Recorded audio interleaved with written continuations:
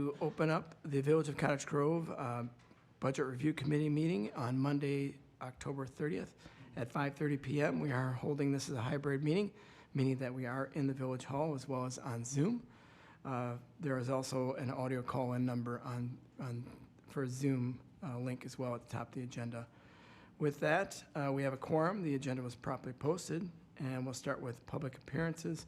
And again, this is public's opportunity to speak. If you wish to speak, please feel free to share your name, your address, and your municipality, and hold your comments no more than 3 minutes so that we can capture that for the public record.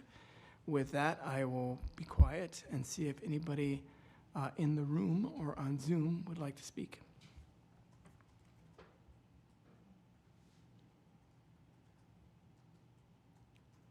I'm getting zoomed.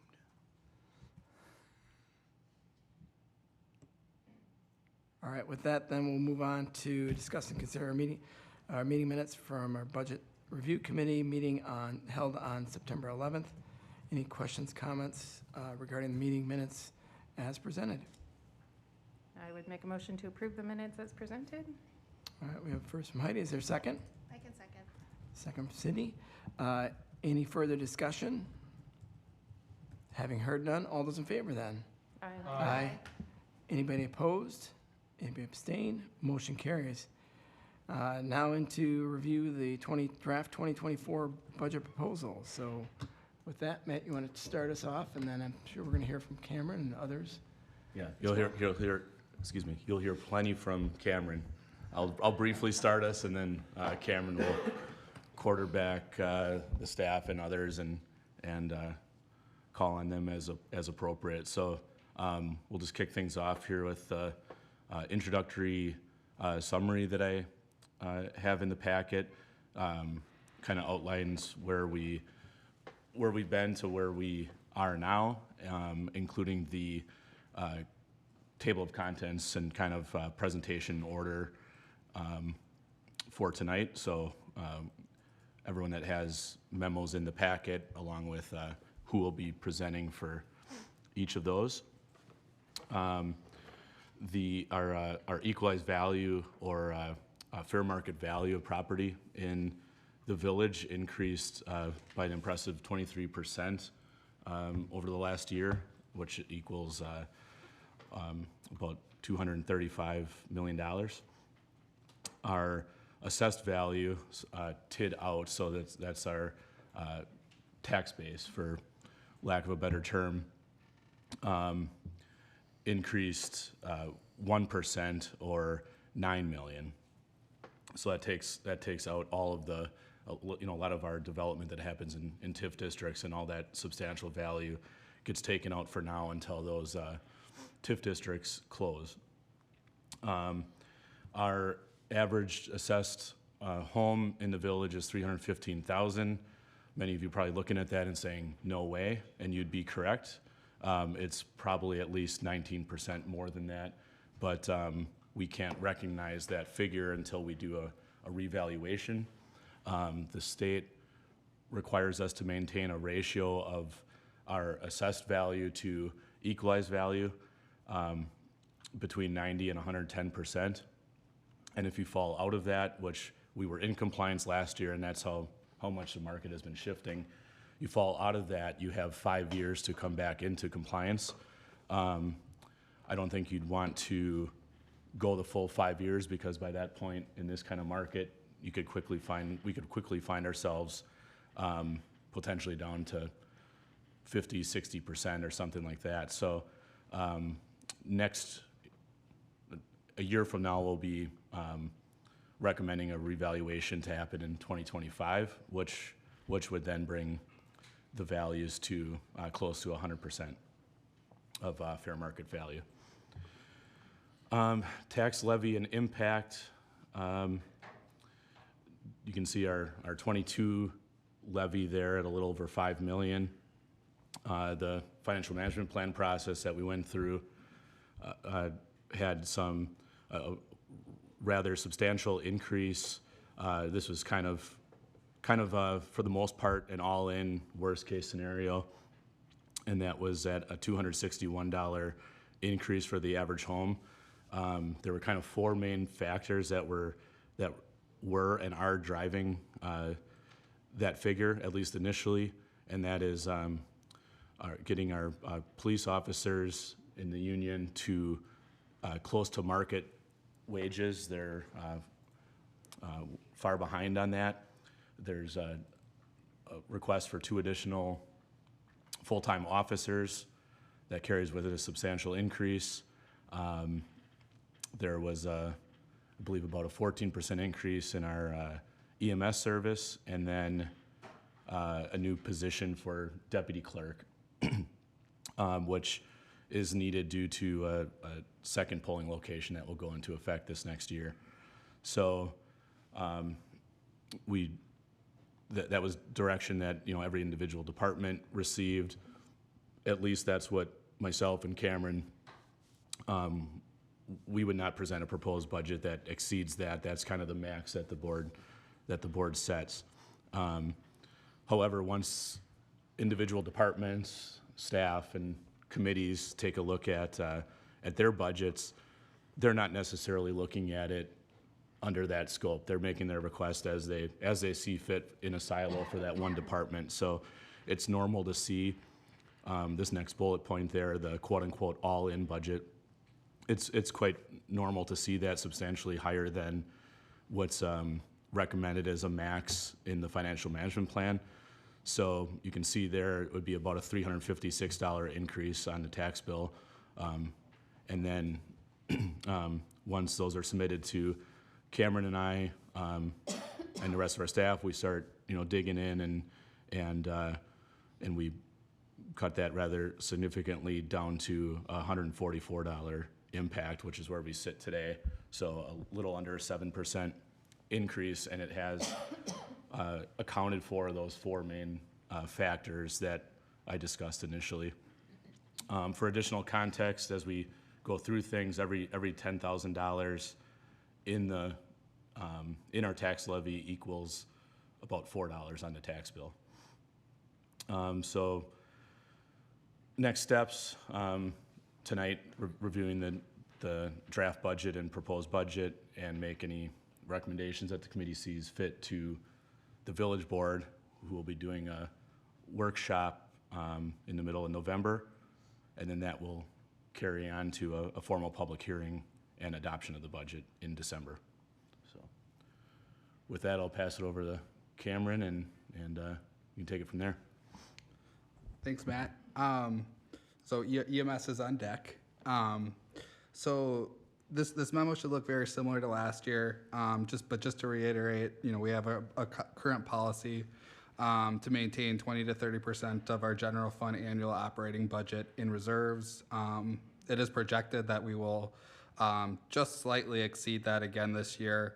In addition to that, when we're talking about growth, we also experienced the second highest from a percentage standpoint of net new construction, or the percentage that we're allowed to increase a portion of our levy limits at 7.11%. The highest in Dane County was 9.10%, which was Windsor, but again, we are well above the county average at 2.4%. Dane County is also significantly higher than the rest of the state. Infrastructure, kind of with the prioritization process, just a reminder that the village has done a good job of addressing failing infrastructure, but any delay in repairs could present future levy challenges. We're looking at, for budget highlights this year, and we've at previous meetings discussed at length inflation. I am thankful that inflation has cooled down to some extent. Just realize that in governments that typically hits us a little bit later than the general public. So while the rest of the inflation is around 2.5 to 3%, right now from the government metric that we have, it's about 5.6%. So we are looking at an all-in levy request at $5,464,468 as presented as is. In the general government, there's there's a couple factors on why we're seeing an increase this year. The first and foremost, we did a restructuring at the beginning of 2023, which changed positions, roles, and responsibilities. We are required to report certain positions at the category that they actually spent their time at. So one of those changes was eliminating the Deputy Director of Public Works and Utilities. We retitled that position to be Deputy Administrator / Director of Administrative Services. We eliminated the Communication Manager position and replaced it with a Human Resource Manager. When we look at our increases on public safety, consistent with prior years, that's the category that we typically see the highest increase year over year. As Matt mentioned, the biggest increase for this year relates to the 2024 negotiation of the expiring contract. Again, to get our officers up to mid-level of the county. Secondly, fire and EMS continue to see a rise at higher rates than other services. I just put a note in there that this is not inconsistent with other municipalities in the state. Public Works and Culture and Rec typically see inflation being a much significant factor into their budgets. Those departments are typically the departments that do a lot of purchasing. So that was the primary driver for those two categories. The way the budget is presented, it proposes a $7.3 million borrowing, which would put us at 45.34% of our debt limit. Kind of what the parameters had been explained for the FMP and capital prioritization process. The goal was to stay in between 4 and 6 million. The current plan would estimate a 2025 borrowing at 2.955 million, which would put us into compliance with our policy. I do want to point out a couple things that I'm recommending for ARPA purchases. So one would be to fulfill the fire department request for pager replacements. The second one would be to fund the emergency service building request for security system. Our portion of that cost is anticipated to be $35,000. Emergency response bag at $7,500. Story walk at $15,000. And then professional services at $25,000 pertaining to recruitment. All right. So with that said, we'll jump into our individual department. First up is Deer Grove EMS. You want me to talk from here or from there? Whatever you like. You can pull your intake up and sit.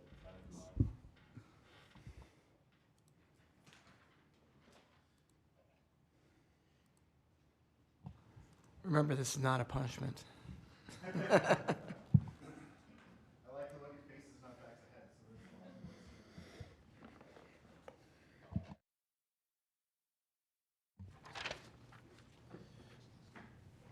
So you have the description of our approved budget in your packet, so I'll just kind of review the highlights from there. So our budget is the biggest initiative we're embarking upon is increasing our staffing to get to 2 full-time ambulances. We're at 1.5 right now.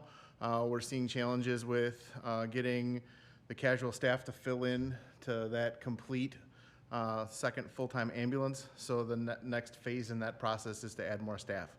We are 4 total staff short of 2 full-time ambulances, 24/7 coverage. This budget adds 2 more staff total. So many of the increases in the budget lines are because of the addition to staff. So wages, healthcare, and those are all overtime, retirement, FICA, continuing education are all components of adding 2 full-time staff members. Our longtime volunteer, Captain McMullen, has transitioned from a volunteer position to a casual staffing position, and he was roughly a 2,000 hour per year person. So because of that, it's a role I don't know that we're ever going to be able to fill again, and we could commensurately decrease the EMT stipend budget line because of it. With more runs equals more fees to us from our billing agency, so to keep up with that rather than be behind, we had to increase our the fee we're charged from our billing agency. Vehicle maintenance, our two of our primary ambulances are now, I'm doing math on the fly here, 6 years old and aging, and over 100,000 miles each. So as they age, they need more maintenance. So we've had to increase the maintenance budget to keep up with that, to keep two ambulances on the street as often as we can. We've requested a capital purchase of a replacement of an ambulance, whereas that won't happen in 2024, that will happen in 2025.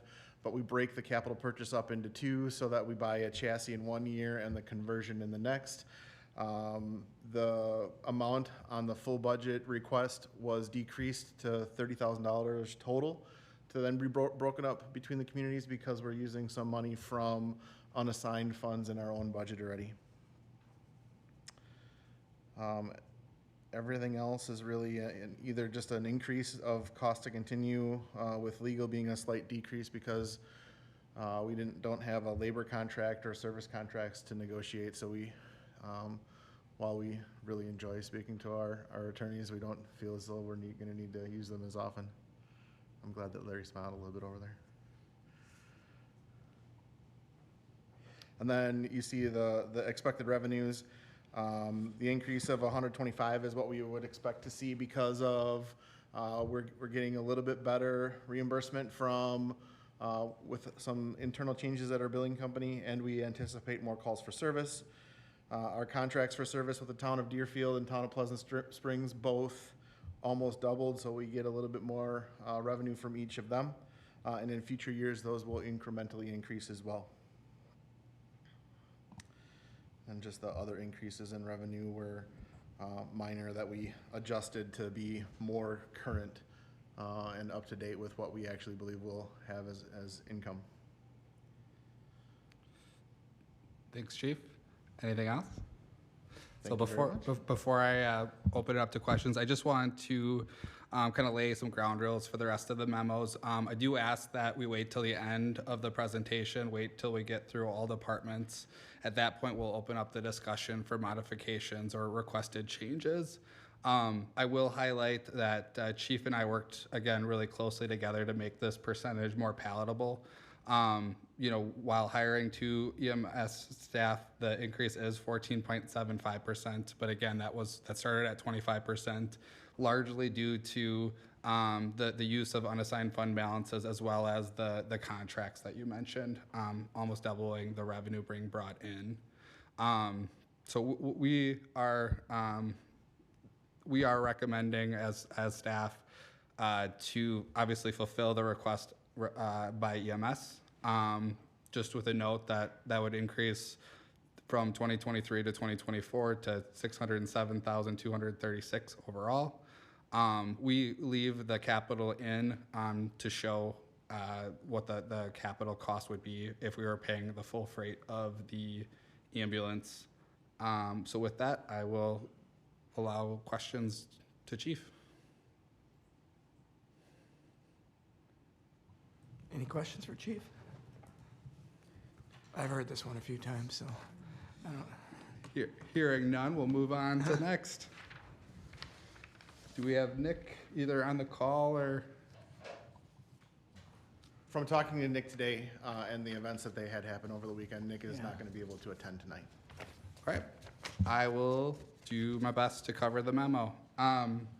Shouldn't be a surprise, the village of Cottage Grove is growing at an exponential rate compared to the town. So we had 2 major factors on why fire increased this year. One was a new contract.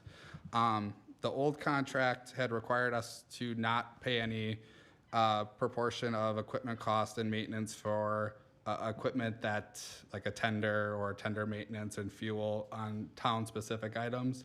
The new contract requires us to just pay a percentage of the overall maintenance and cost. So That had some degree of reason for the increase. In addition, our percentage of equalized value increased from last year compared to what it was the year before. So the all-in request this year, similar to Chief Lang, there's an increase in maintenance, increase in fuel costs. So we're talking about an increase from the overall budget of $206,000 last year to $118,473. This is operating only. What that ends up looking like is on the operating side, you'll know while it only increased overall by $10,000, the village is going to see about a $31,000 increase, and again, mostly driven by the change of the contract and the increase in equalized value. I'm going to backtrack to some of the more significant capital items in the overall budget. The first being the Squad 1 replacement, Squad 1 outfitting, and the pager replacement. As I mentioned before, we're recommending the pager portion of the capital gets funded by ARPA. The Squad 1 isn't a surprise. This piece of equipment was ordered back in 2022. It sounds like we should get delivery, or the fire department should get delivery of that item in 2024. So we're seeing an overall increase from last year of $487,044. But again, that is a vast majority of that increase is capital related. I am willing to answer questions to the best I can.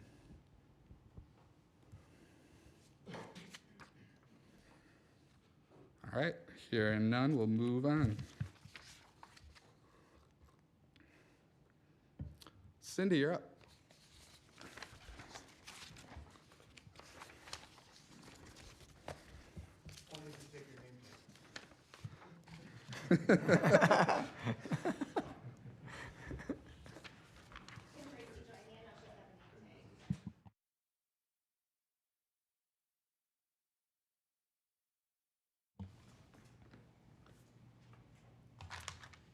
Okay, for those of you who don't know me, I'm Cindy Kell-Nelson. I'm the library board president.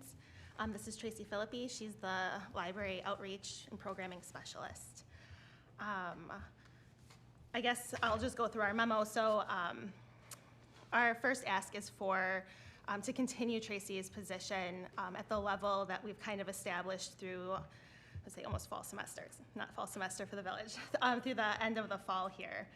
So that we really feel that the position requires 20 hours a week, which is what she's been at for the, since August.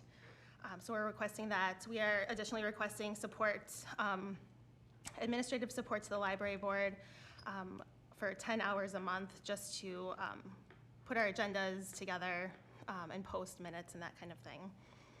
Our requests for library programming are to continue kind of the level of service that we've established and kind of ramped up through the course of the year.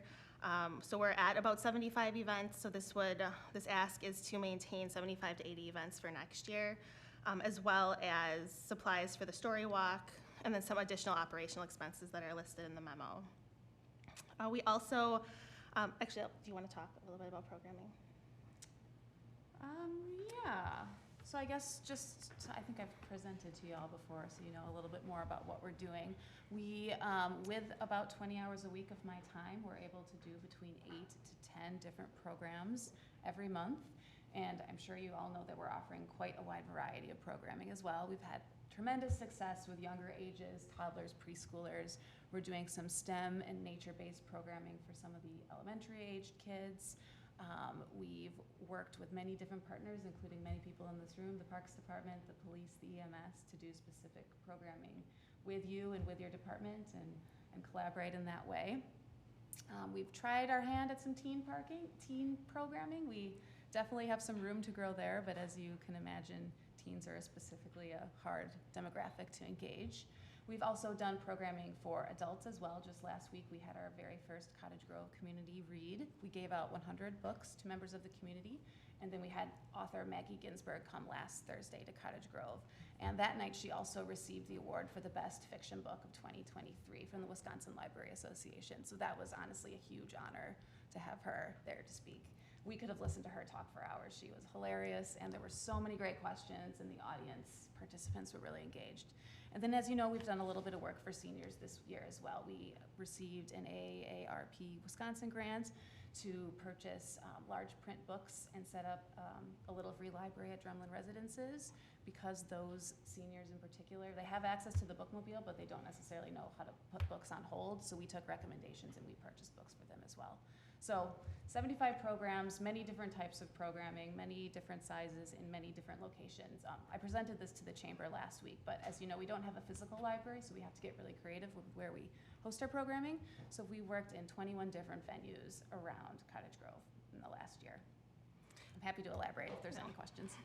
I think I'll also just add that, the 20 hours a week for Tracy's position includes a lot of outreach and discussion with other people and other groups and other librarians. And so it's not just kind of event planning and putting on events. We've also, had extensive collaborations with Dane County, McFarland Libraries, Monona Libraries, and a lot of her position is networking and bringing additional resources into Cottage Grove. And I think the best example of that is that we're having an additional bookmobile stop at Glen Grove Apartments for the moving out residents starting next week. We've worked really hard to have a good lens on for DEI, so diversity, equity, inclusion, and also belonging and community. This is something that we're very passionate about, and the library board is too. Actually, in our December meeting, we're working on our draft of our DEI statements. What we'd like to, I think that's something that we can definitely improve on for next year. Additional items in the budget memo are the McFarland Library contract. So we contract with McFarland librarians for weekly Zoom Beanie and story time. We kind of split time between Lake Ridge Bank programming space and then the moving out. And there's no cost associated with those locations, but there is a cost associated with bringing the librarians in to facilitate that. Zoom Beanie actually is a special certification, so we need a certified Zoom Beanie instructor to teach those toddlers how to move. They also bring in, so we've worked with them to bring in the additional resources in terms of bringing books so that kids can check books out there or obtain a library card, which I think we've had pretty good success in signing new people up for library cards. And then our capital request is for the story walk. If you flip your page, there's additional information about what a story walk is. So story walks are permanent frames that display printed pictures of children's books. And it really allows for families to engage in different types of literacy and movement and sequential storytelling and all the different things that are important for that birth to 6 plus age range. Oh, and so the library board and parks decided that community park would be a really excellent place for that. So that's the library board's written request. I will say, Cindy does have some additional pictures of Story Walk. I used what I could find at the time, but I will be circulating that once those are sent to me for just additional what that could look like or what it has looked like. So what you have is a memo date that was sent, I think, to the library board on August 16th. If you find yourself in Wanakee, they have a really beautiful permanent story walk behind their library. That's a really good example if you're having a hard time visualizing what we're explaining. And if Cameron's referring to the pictures I was supposed to send him, I believe they are of Wanakee's. So I apologize. Oh, no worries. Thank you, Cindy. If you don't mind staying up there, I'm gonna kick this back to JJ. All right, you'll see a memo after the library board's memo from me, essentially requesting a little direction from this body and the village board related to this programming. As you recall, last year, this was originally designated to be under the recreation department at $15,000. And after a few months, the library board hired the library outreach specialist to coordinate and run the programming and no longer utilizing the rec department. So additionally, mid-year, library board came back requesting an additional $16,000 in funding. And village board approved that, but that was essentially, that was general fund reserve, so it's not a sustainable funding source. So what you'll see in the budget is two options funded at the level they were last year, plus the additional story walk capital. And we also included the results, library-related results from the non-capital prioritization process for some context. That was a new process we went through this year. And then, and then, yes, thank you, Matt. We, the 15,000, but with an additional 5% COLA put on it to bring it to $15,750. The two options are essentially where this programming will live, either as it has for the remainder of this year, controlled by the library board, or run under the recreation department. We agree either way that the 10 hours a month sounds about right in staff support if it's continued under the library board. We do think the programming-related efficiencies might be found by running it under the rec department with the infrastructure there. And I think that covered almost, oh, and then there was additional items to consider as possible ways to maybe bolster this budget would be considering fees for non-residents, given that we do not receive Dane County Library revenues. And considering for programming that doesn't have any fees related to it, consider priority for village residents. Thanks, JJ, for the presentation on that. As I mentioned before, I do want to open it up for questions, but we will wait to talk about any potential modifications till the end of the packet. So does anybody have any specific questions about the content that JJ or Cindy / Tracy presented? I have a legal question. Larry, and maybe you don't have an answer right now, but is there anything we need to consider in using the word library, if it were to be in Parks and Rec, or anything we need to be aware of when it comes to legal considerations? No, I don't think so. We wouldn't want to just use that word, but I think it's fine to use it. The description of what will be done, if that's the direction the board takes eventually, that will be clear as to how it's being handled.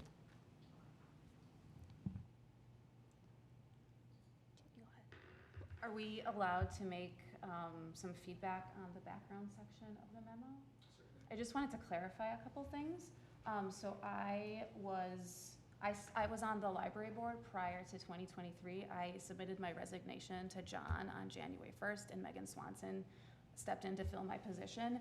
And then I signed a contract in January, and I began work in February. So I just wanted to clarify that I have never worked directly under the direction of Parks. I've always been purview to the library's direction. Thank you. Any other, sorry. Can I put my other hat, the budget review hat on? Sure. When going through all of these memos, how important is it to take into the consideration the non-capital prioritization process? Knowing that you had a 3 points, basically Likert scale, with 23 variables on it. Because I know that you wrote that it's ranked 17, 13, and 8. There were I mean, they're the same numbers, so they're actually 6th, 5th, and 4th, respectively. And then just going through the other packets, should we just bring that up every time too, and make sure that we're talking about where they're lying, or? Well, I think this is the only example of a request that was out of line with what the expectations were from the board's process. Can you elaborate how it was out of line? The first line there, fully fund library programming in 24 to at least 2023 levels. It was ranked 17th out of 23 submissions. So it was $15,000 the year before. And the request is 77,000. So, I mean, ultimately, it's just direction to staff. So we're just saying we don't have direction to recommend your request.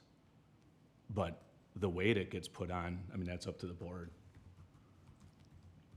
ultimately. So, but based on their process, I mean, they did not rank, or they weren't giving staff direction to provide funding for library programming much above the budgeted amount from the previous year.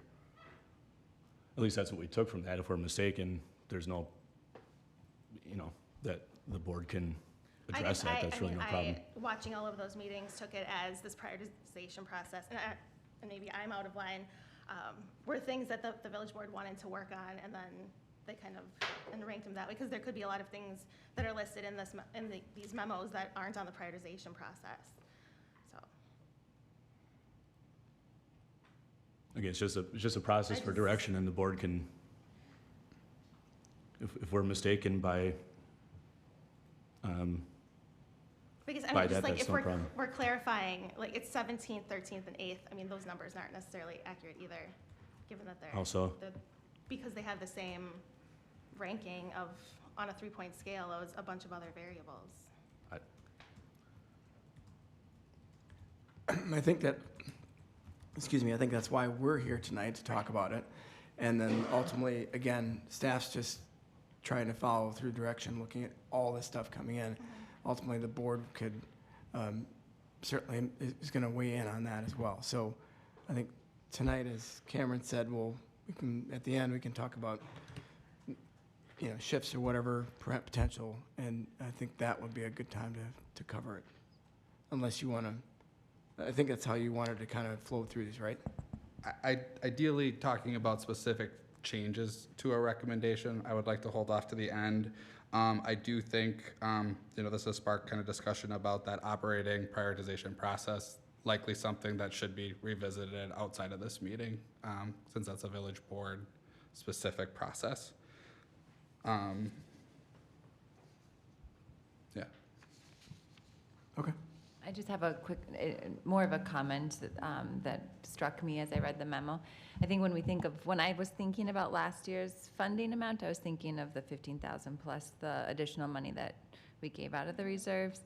But in looking at how we actually funded that out of the reserves, it wasn't in the budget, which is why continuing 2023's budget is the 15,000. So I guess I just wanted to name that. I also thought, I thought it was the 30 or so, but because it was taken out of the reserves, wasn't in the budget, if that makes sense. So That is something that could have been confusing to other trustees as well when they decided to rank it that way. Potentially. Can't speak for that, but I just wanted to, name that's why I think when some folks think of what the funding was last year, they're thinking of a $30,000 amount. And to be clear, the ranking, none of that really matters. That just it just gives us some direction when building a draft budget, and then this body makes a recommendation to the board, and then the board revisits it, so. I mean, that's helpful to know from a budget review perspective. That doesn't really matter just going through the additional memos, at least for me. Yeah. Because I pulled out all of those charts, and I was trying to line everything up to see where it ranked and for the other items as well.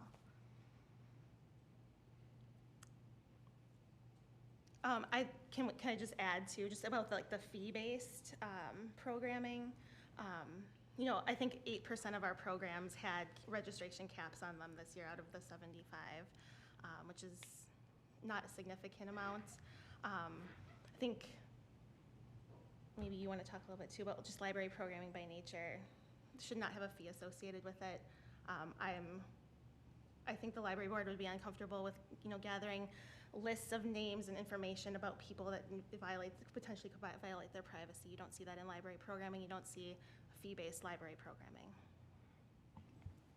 But all those are libraries that are part of a system and receive revenue, which we don't have. And a significant amount of people that have been coming to provide their comment are non-residents as well. And this I would mean, be, I this would can't be a way to control people fund. that are giving public comments. I mean, I think if they're Well- coming to Cottage Grove, and, I mean, we just said in a chamber meeting about, that presented about tourism, that bringing people here is an important thing. And so, Mhm. you know, I'm glad other people from outside of this community, of village residents, are using our programs. I think that's important. Right, we're just saying this would be a way to stretch to do more programming, because you'd have some revenue. And you're providing the service It's for our free. understanding, though, under the Library Association, Chapter 43, that you can't charge money for No, programming. that's incorrect.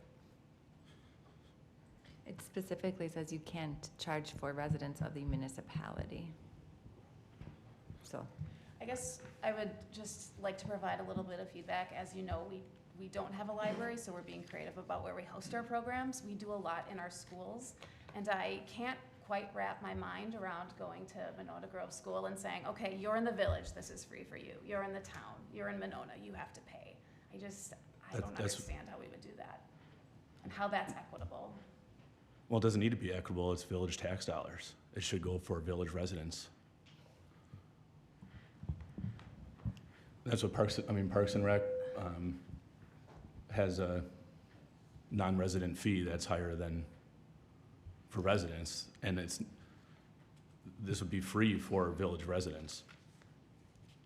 But again, it's not even a proposal, we're just saying, consider it. Just to put it in context as well, Cindy mentioned the percentage, but we have 77 programs this year, and only 6 of those programs have registration where it's capped. So that is 92% of our programs don't have caps on them. So we would never be excluding village residents in 92% of our programs. And I know Tracy and I had brainstormed a little bit. I think there are ways where we can, if we do have a program like that, we can put language in there.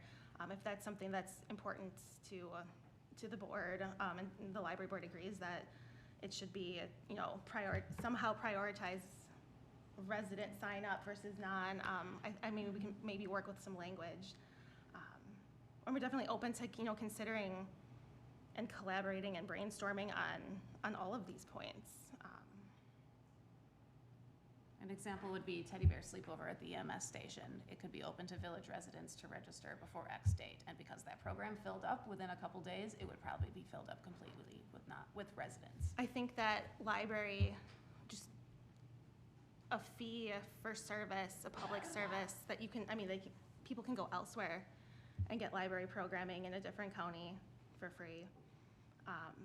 So leaving Cottage Grove and not using our programming, if there was a fee, I think you immediately limit who can attend programs if there's a fee-based structure.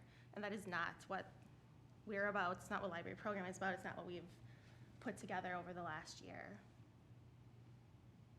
And I mean, honestly, for me personally, it's a hard line for me. I think talking to a taxpayer resident, they may ask, why should I have to foot the bill for someone outside of, you know, in the town of Cottage Grove? You know, we're not making the same presentation to the town board to designate some of their funds to help program. So it's, you know, how is it fair that village residents should foot the bill for a lot of other people? Where if you're part of the Dane County Library System, then you're getting income to provide to your service area. So it's just, how do we justify that expense to our taxpayers I'm footing the bill take the for parks. responsibility? Should we, I mean, I feel like that's a slippery slope too, you know, where, who do we let into our community at that point? We're having that conversation. Who do we let drive down our roads? I mean, Sure, yeah, that's a good point. And maybe again, as Tracy said, the compromise is if there's a limit on the number of folks who can attend, you open it up first for residents and then open it up after that for non-residents if you don't fill it up. I mean, Otherwise- that would be really easy to accommodate with the platform that we use for ticketing. But I guess the good thing about even talking about this is we may have a potential solution that's better for everyone involved. So, Appreciate the discussion. Is there anything else on this topic for now before we talk about potentially later, any funding changes? All right, thank you, Cindy and Tracy. All right, next up is the administration budget. Inga and JJ, feel free to fill in any gaps here. So there's a few items here that we're looking to fund this year. The only one that would fall on the tax levy is the social media archiving. This is something that if there's an open records request that we should have in place, so over all of our social media platforms, that things are recoverable in the case of a open records request. University is a partnership with the university on various projects, and JJ, I'll maybe put you on the spot if you want to talk about just maybe an update on where some of these are at, but it's a 3-year program that the village has made a commitment on. This is year 2. This would be year 2 of 3 on that, and there've been some good progress utilizing grad students there at the university, and JJ's been kind of leading most of that effort and kind of bringing in other departments as needed. Yep, the first one was a partnership with Planning Landscape Architects. 2 students designed concepts for the dog park, and then ultimately with feedback from mostly Sean, they kind of melded them into one. And now we are going to re-engage with them after we had the engineers take a look and see what actually might be feasible now. They might have to scale it back a little bit, but that one's probably nearing the final product that I would assume they'll want to come and present. I got to meet again with a team of engineers, their professor and 2 mentors that are basically looking at a possible revisioning from the intersection of BB and N all the way to the western border of BB and what could possibly become of that corridor in the future. They just gave their preliminary design concept last Wednesday night on campus. It was a pretty impressive group that's working on that. There is also another student in the planning department that is working on, I believe the scope is now, it's kind of morphed, but into a path forward to bike-friendly designation for the village. And I think it's going to be called kind of a path to platinum or something like that. That's still in the early stages. And another student is working on concept for RG Houston Park and essentially park connection pathway project. So designing off-street paths to connect our park system. I have a meeting. They have a team set for the spring semester. I don't know what they have in store for me, but on basically a public art strategy. So I'll learn more next month. And they're still putting feelers out to students and professors for help with survey for the next time we essentially do a comp plan update, I think was what we were kind of looking for. So they've got the university team is reaching out to professors. So we've still got a couple of years there where they might find us some help on that. But I actually been pretty surprised by the product we've gotten so far. It's been really, really good. Looking forward to sharing some of it with the board. Sorry, that was kind of a long-winded summary of. Thanks. Next couple items. So as you know, we don't have a full-time communications person right now, so we'll probably see this line item fluctuate from year to year depending on what's going on. But we'd like to develop a external communications plan that would help us determine, and might be some feedback that we'd want to get from residents and through a survey, but just how we utilize our social media and website, and then to get on the same page with Plan Commission, Utility Commission, Village Board as to even maybe how we may respond if there's an issue presents itself in the community. What strategically, how do we respond, and those kind of things. And then we have a modest amount there depending on if, kind of a if needed, several $1,000s for some PR help on issue-specific circumstances that may arise. Recruitment services, have a HR manager that will be handling our recruitments for everything. However, for department head and kind of deputy management supervisory level staff,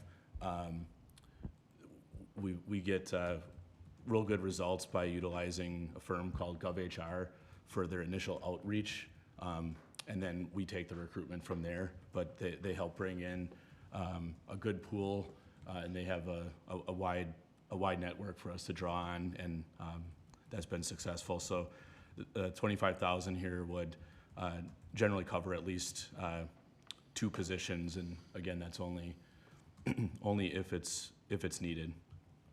So those are the items that would fall under administration this year. Thank you, Matt. Any questions for administration? All right, we'll move Wait, on. Cameron, why is the consulting and university under the capital fund? So the university, two completely separate things. So the university is the projects that they're doing will more likely than not turn into project-based. So like a dog park. So it's those like engineering costs. Yep.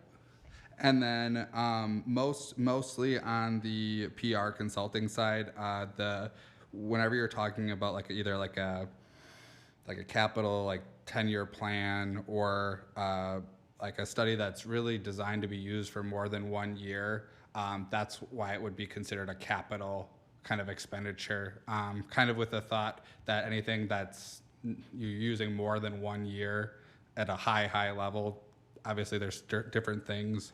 The 3,000 of it is kind of for additional help for that specific line item. I'm sorry, hopefully that answered your question. Yeah. And then just in your general government, on your first memo, the retitling, so the human resource manager didn't take over the communications portion.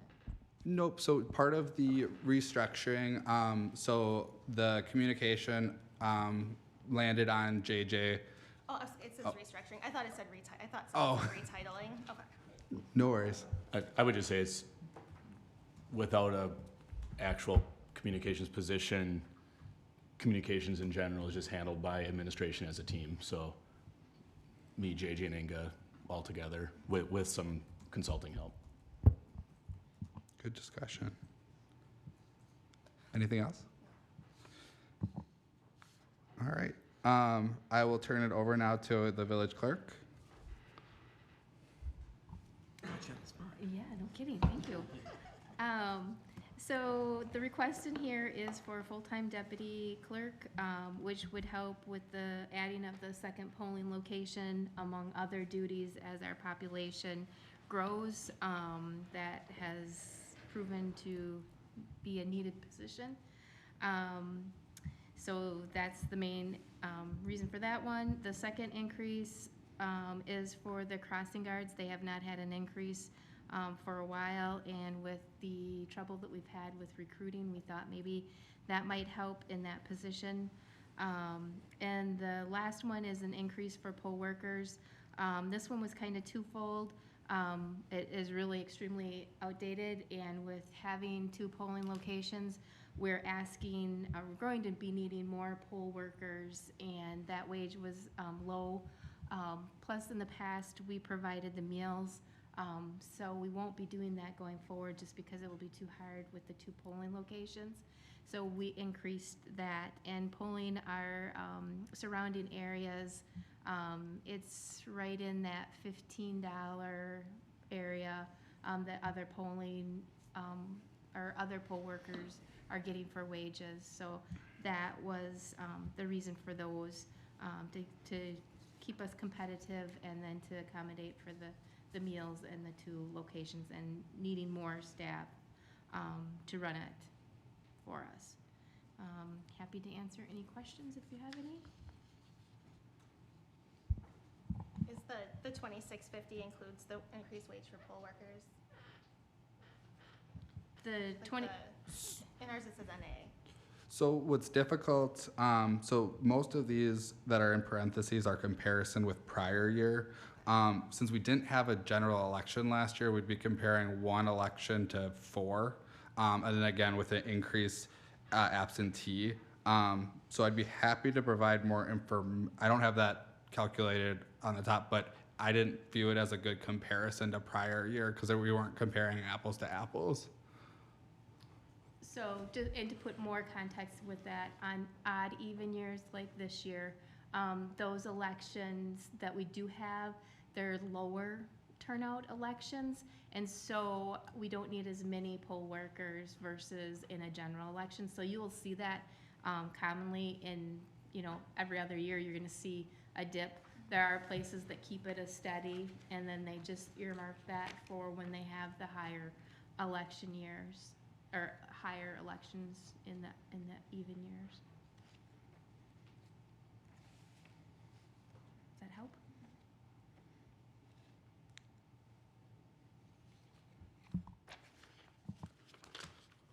Getting an exact.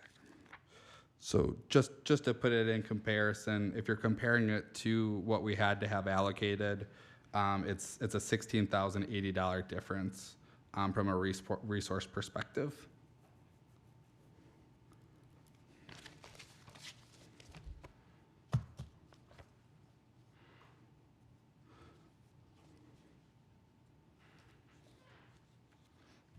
I do want to make one correction that I noticed here. Because the clerk and the deputy clerk have responsibilities that are also partially allocated to the water and sewer utility, the general fund impact of this, which is already accounted for in Fund 100 and the rest of the schedules, but the general fund portion of this is $72,000. The $9,000 water, $9,000 sewer. So I just wanted to make that clarification, and that will be fixed. So Cameron, just in the total budget that we have proposed overall, is the 92,000 the number that goes into that, or? Not in the general. So the only thing that there's an error is this table, and then again in the parentheses. So it's actually 72,000 plus the 2,650 to get the 74,650. Okay. That should be in the table. That's my apologies. Oh, no, it just would have been nice to find 18,000, that wasn't. I wish. Yeah. It's only in the memo, though. Okay, thank you.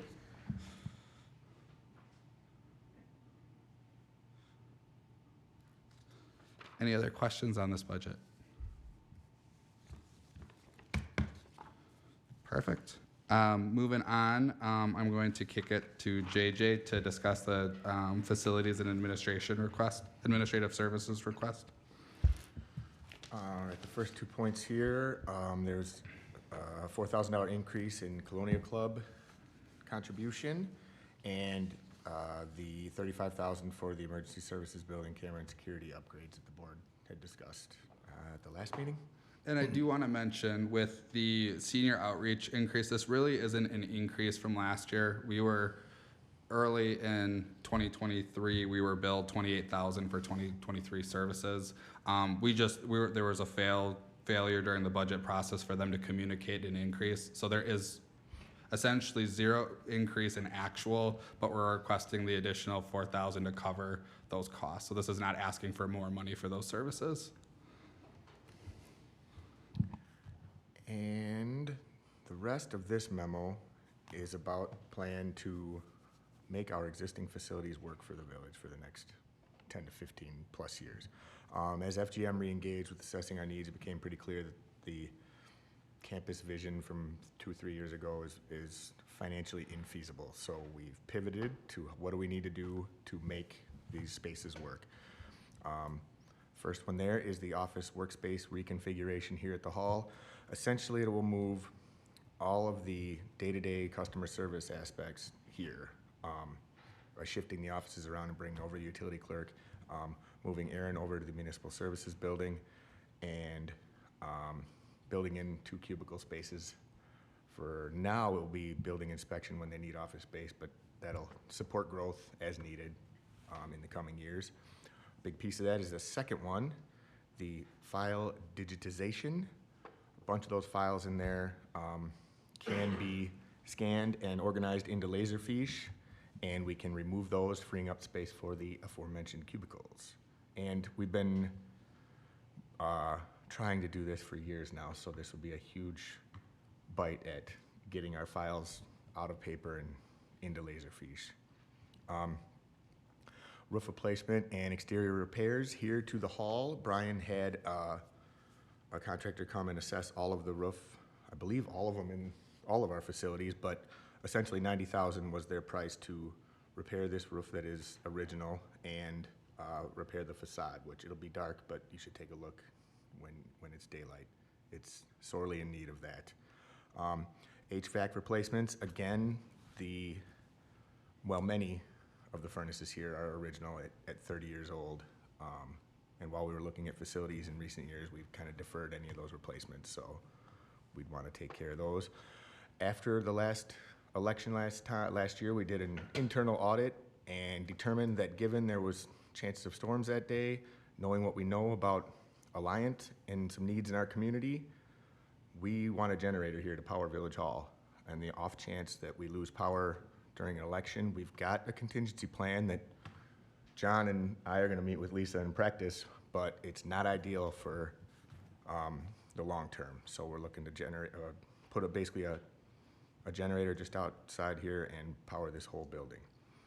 Security upgrades would involve fob control on the doors and addition of security glass at the customer service counter. And this parking lot, I originally was going to replace in 2017, so it's long overdue. It will involve adding or reinstalling the access that apparently used to be out here to Willow Run decades ago that will allow better traffic flow, particularly during elections.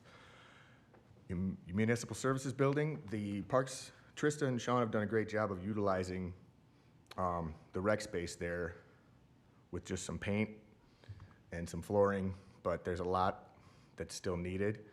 The biggest piece, if that's gonna remain programmable space in perpetuity, is that there is no ADA accessible access. There's not even decent access in the back. That parking lot area is long overdue for replacement anyway, so $150,000 should get that graded, where the loading docks will be ground level, the stairs can be removed, and there'll be ground level entries to those programming spaces, and then we won't have to bring people sign up for programs through the office spaces. Again, HVAC additions and replacements. These can be kind of piecemealed based on which original ones are in the worst condition, but we have to keep tackling those through that whole facility as well, given it's 23 plus years old now too.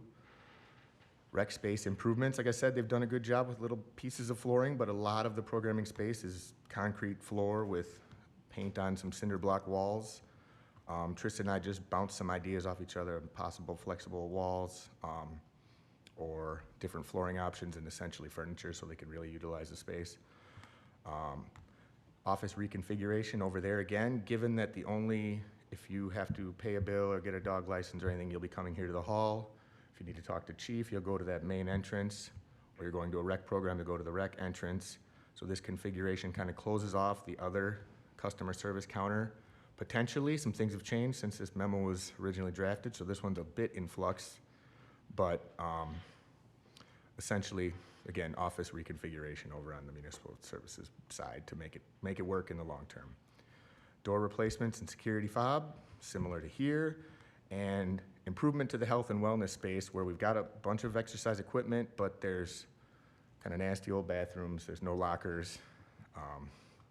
If we really want to have this kind of space offered to employees for retention, we could do better. And Bonnie Road, we're gonna keep it. So we need to get the mold out. We need to repair the roof. Brian's same assessment gave us a price for a complete tear off and replace, which was crazy, but this essential roof on the old roof structure for $50,000 should last 15 years. And that parking lot is also shot. And then, again, some of these are proposed for 2025, but this is kind of the all-in scope of making the facilities work. then taking the office area once the mold's out and tearing out the office inside just to basically utilize more storage in the facility. Any questions?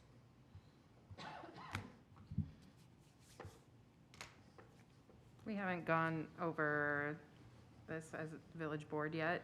Will there be, I guess I'm very happy to see the access to the, accessible access to the recreation space and a lot of these other things. Will we be talking about this more in depth just through the budget process, or facilities, we kind of haven't closed the loop on the facilities discussion yet at the board level, so maybe this will be part of the, it's kind of like a preview to what we're gonna see later, is that what I'm gathering? We're a couple numbers left to be able to present a holistic schedule. This is basically A and B to the A, B, and C plan on how to adjust facilities for the next 10 to 15 years with a tax impact that is going to be palatable, hopefully, for the residents. So we will do a more formal update to the village board. I think a good thing to kind of remind is, so a lot of this stuff, even if we started in 2 years from now, would still need to be done. So we tried to kind of look at, again, pushing out some of the parking lot repairs and some of the other stuff out, to 2025 as we, continue to close the loop up, to see if that still makes the most sense to address the parking lots at that time. So Heidi, we still hope that FGM is ready to present yet this year which will end up being mainly police department focused. So that's kind of the last piece to this puzzle. Okay, thank you. So Matt, that was my question on the police department. I know we're running out of lockers, and is that part of any of this package for next year's budget? Not for next year's budget. I don't think that that's any, cause I mean, they're gonna recommend, a new facility for the PD. So that'll take, a year to do design engineering work and, but there's a lot to consider with that. Is there anything temporary we would need to do, kind of like some of this is temporary while we figure out the long term, in order to make sure if we're hiring more police officers, to make sure they have a place to hang their jacket? Yes, that is part of that. Yes, so the part of that is considered in the Capital 410 fund. It's a very small portion. As you'll see during the police presentation, there's asking for 2 additional officers. Depending on who those officers are, will either be at capacity or exceed capacity by 1. At that point in time, there might be a short-term need for either a couple people to share a locker, or some small modifications to, and again, Chief's here, some modifications to the other locker room. Anything to add, Chief, on that? We'll make the adjustments as we need to. Any other questions on facilities for JJ?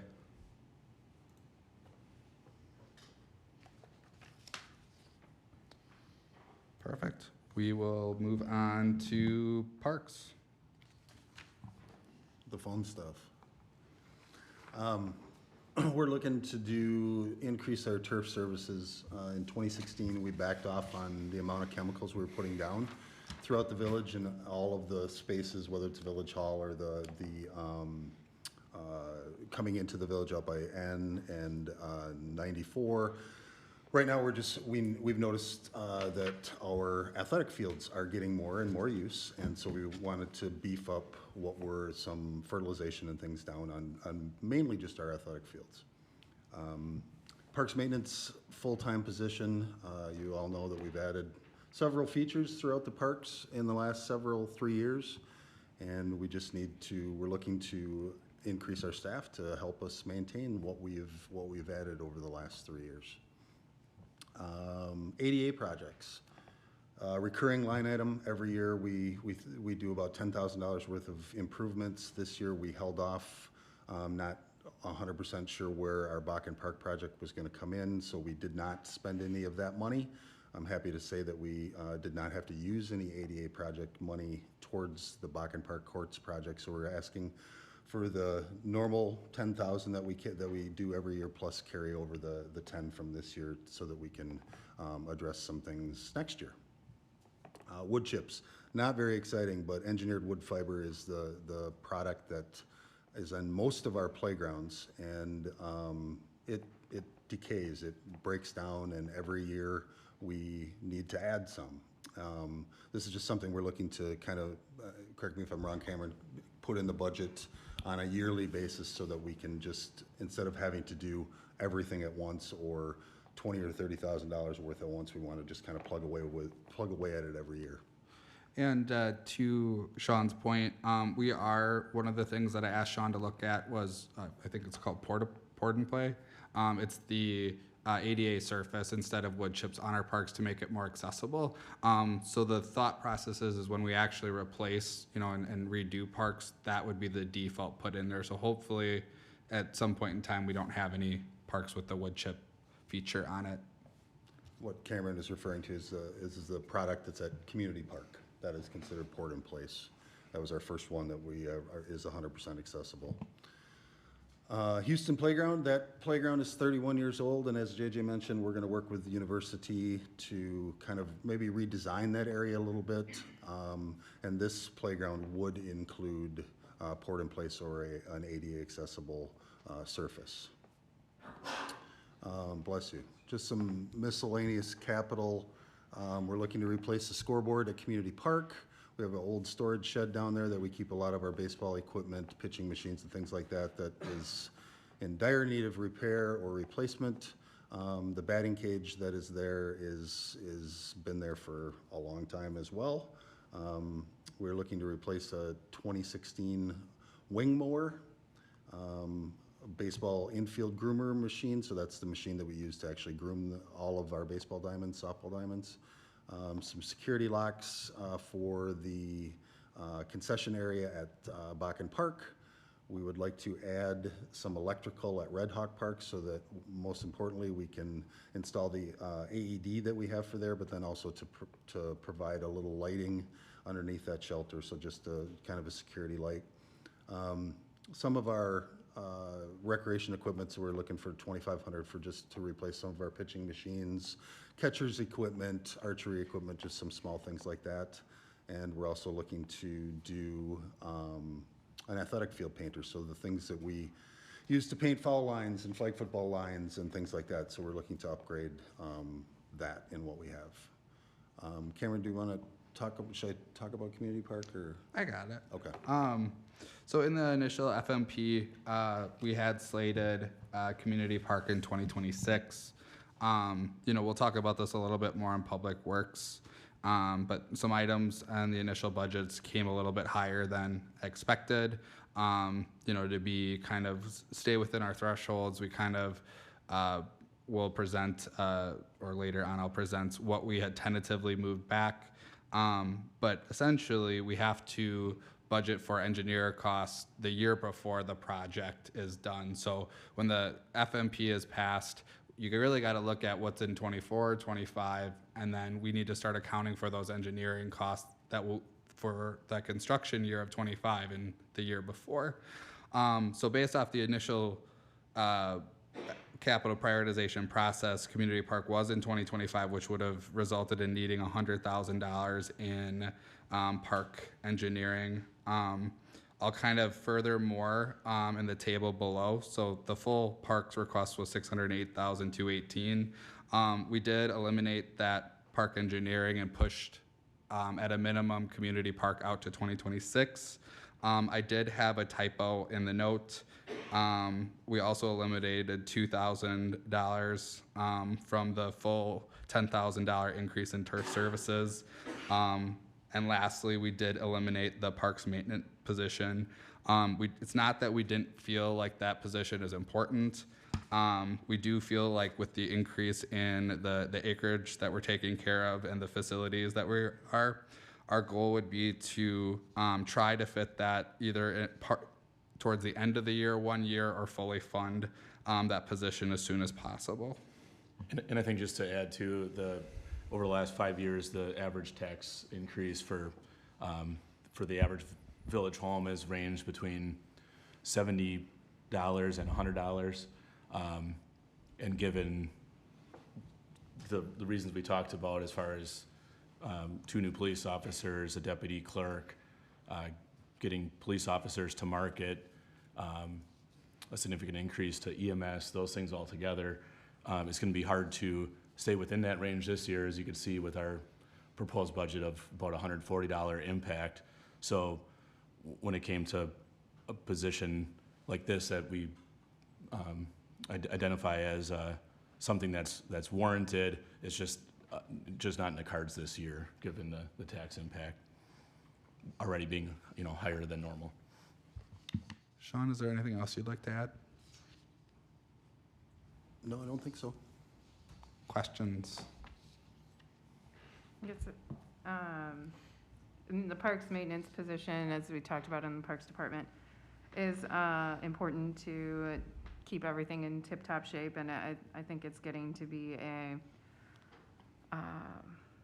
it's difficult for our one full-time person to stay on top of, and it could result in a retention issue in the future if we continue to just rely on the one person. So I think, while I understand this year, I'm sure we'll see this proposal again in future years as we continue to add other additional amenities, such as the dog park, and continuing to build trails that need to be maintained.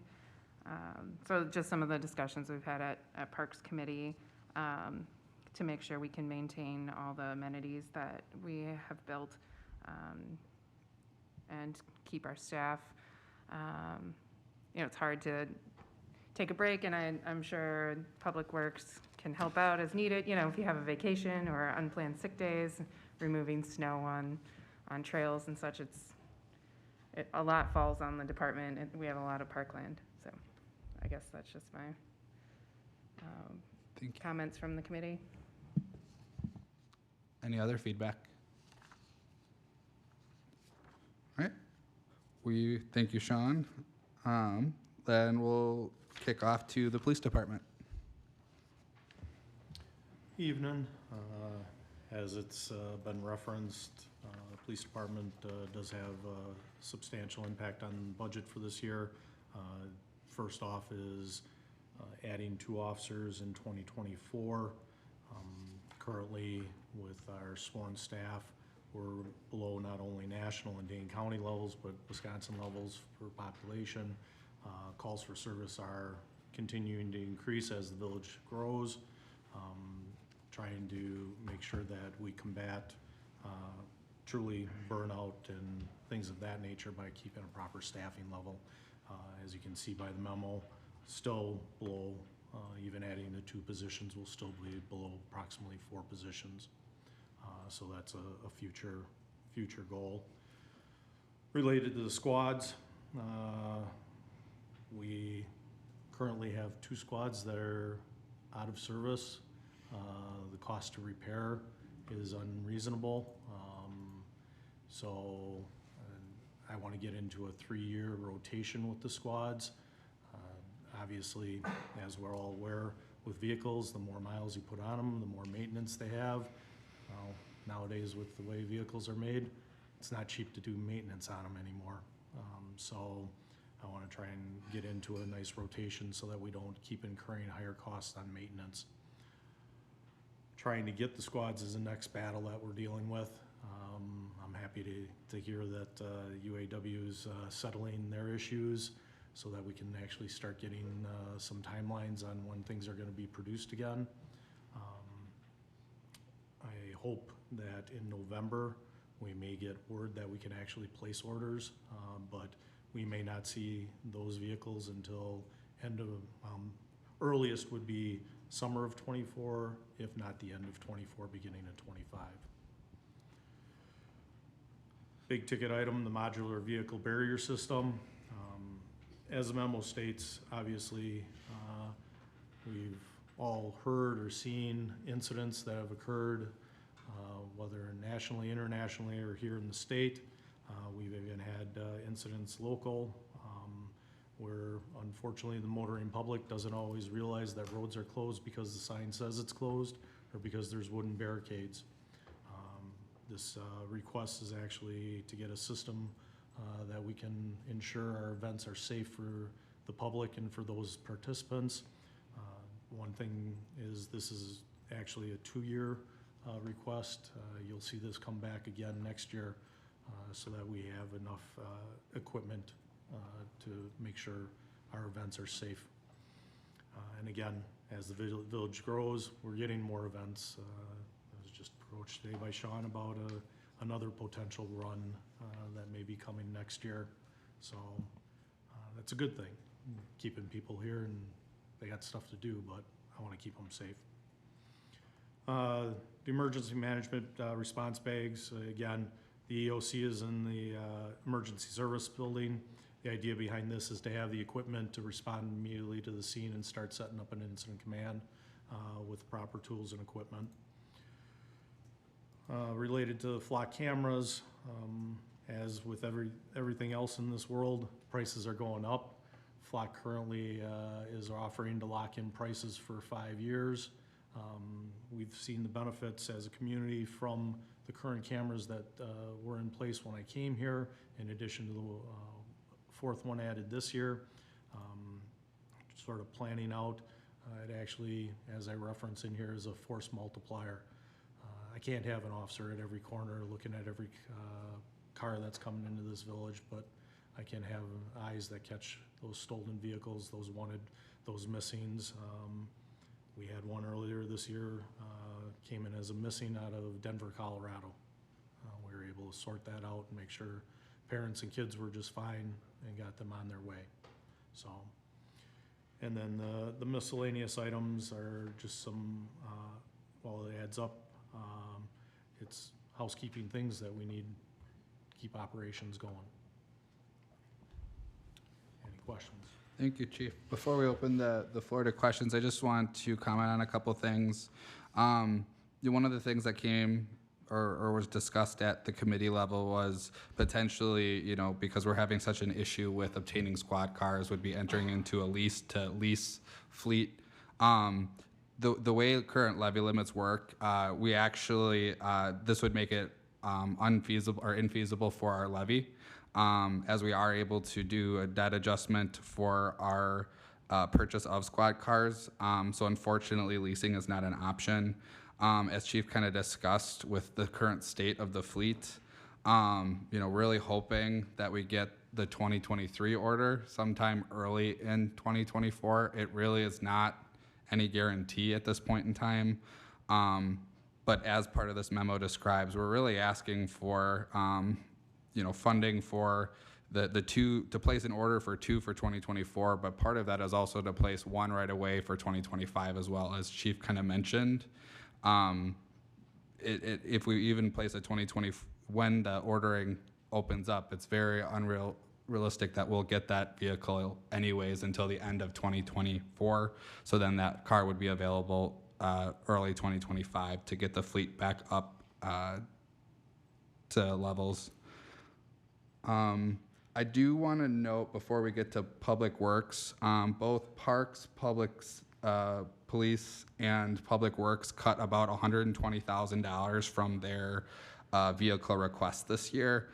That was primarily driven by the extensive requests needed to support the fire department this year. So I had asked departments to look at the request again, what they needed back in August prior to those numbers being presented at the FMP and capital prioritization process.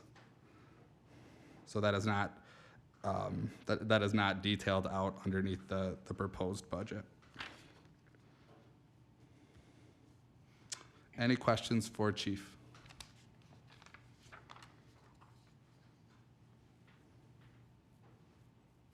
Perfect. We will move on to Public Works. Brian and John. Thank you, Cameron. First on the list is replacing the streetlights on North Main Street from Limestone to 94. We're running into the same issue we did in Commerce Business Park. If you remember, the streetlights are not in good condition. We're having a hard time finding replacement parts for them. Some of the bases have actually completely rotted off, the covers on them. So that falls into this request. Commercial driver's license, that made a big play in this year's hiring process. We did bring on a few new crew members, 4. So I do think that this is a big help to attract new and energetic individuals to come work for Cottage Grove. So I would hope that request that stays in there. So 2024 equipment purchases. Obviously we have in there skid steer track machine to replace the current skid steer wheel machine we have. We're doing quite a bit more work in our storm ponds. That track machine does hold its ground quite a bit better. There are pockets that those wheels fall into. It's a little scary sometimes, can feel a little unsafe. So trying to make it as safe as we can out there for our crew.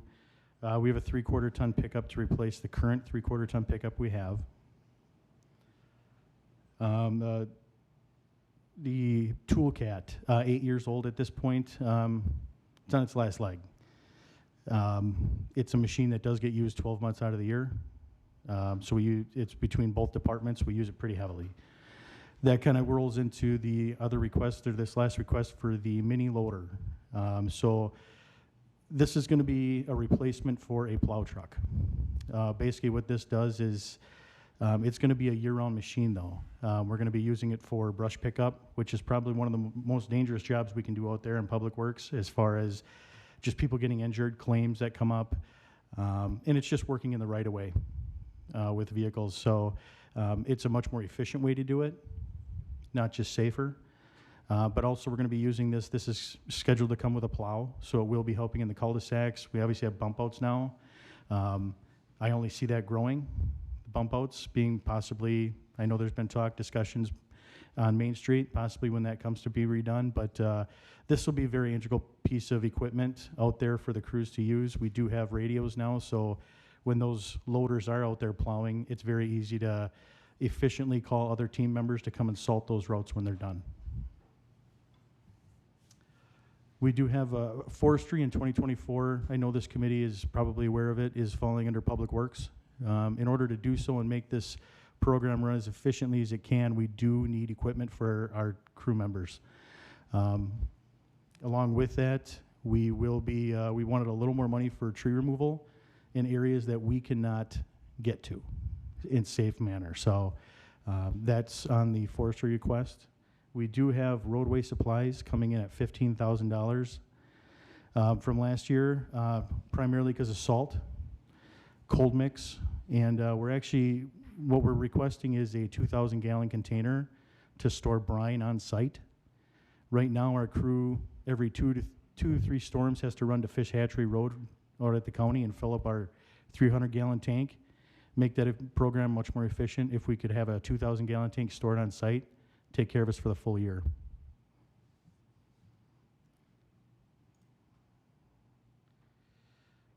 The next page is basically, it's probably going to hold this one for the end, but it's basically an options we wanted to present this committee for road repair next year, road maintenance plan. I think that's all I'm going to really say on that for now. I'm assuming there's going to be some questions coming with that. So. Well, Or did you want to allude? I'll touch on it at a high level. Okay.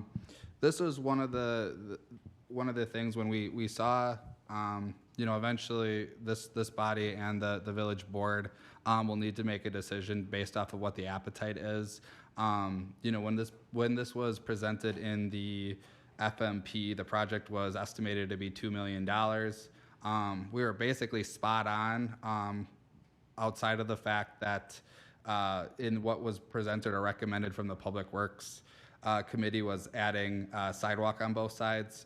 As you can see, that would be about $1,750,000.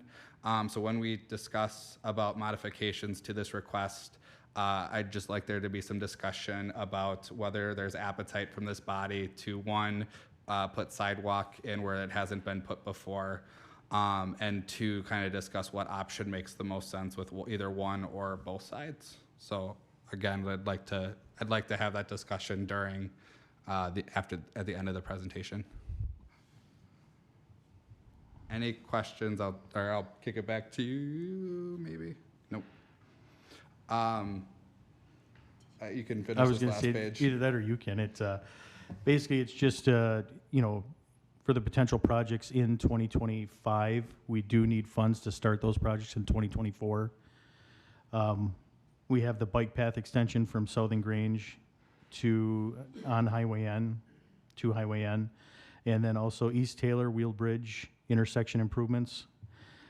Those are two items on there that we would need money in 2024 to get those projects prepped for 2025. I just will add, as part of the expanded Crawford Platte project, in order to stay within the guidelines that was proposed for capital projects, we did make some modifications. I had mentioned before we moved Community Park back. We initially had it in the FMP East Taylor Wheel Bridge Main Street for 2024 project. However, because of the at least initial recommendation of the $4 million for Crawford Platte, we did recommend pushing East Taylor Wheelbridge Main Street back 1 year.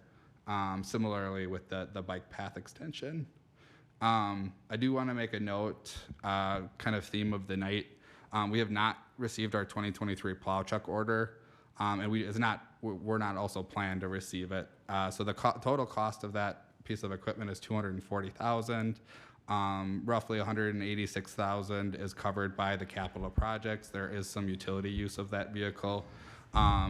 So we're currently asking for $133,000 of carryover funds to execute the commitment for that purchase.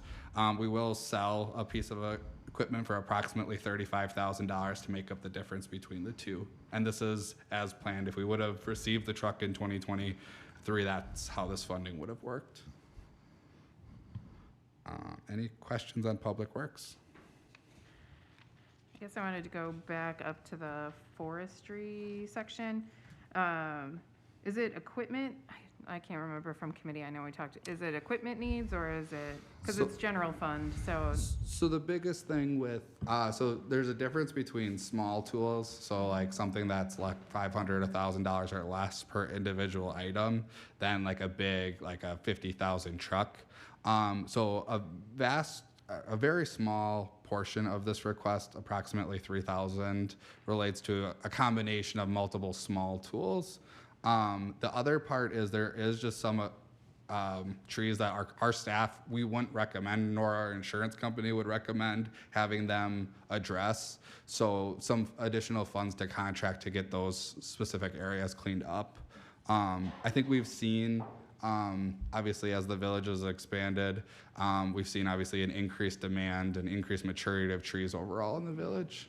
Yeah, we talked about that when we did a tree inventory a couple years ago, since we're young, like now we have growing trees, so we need growing resources to take care of them.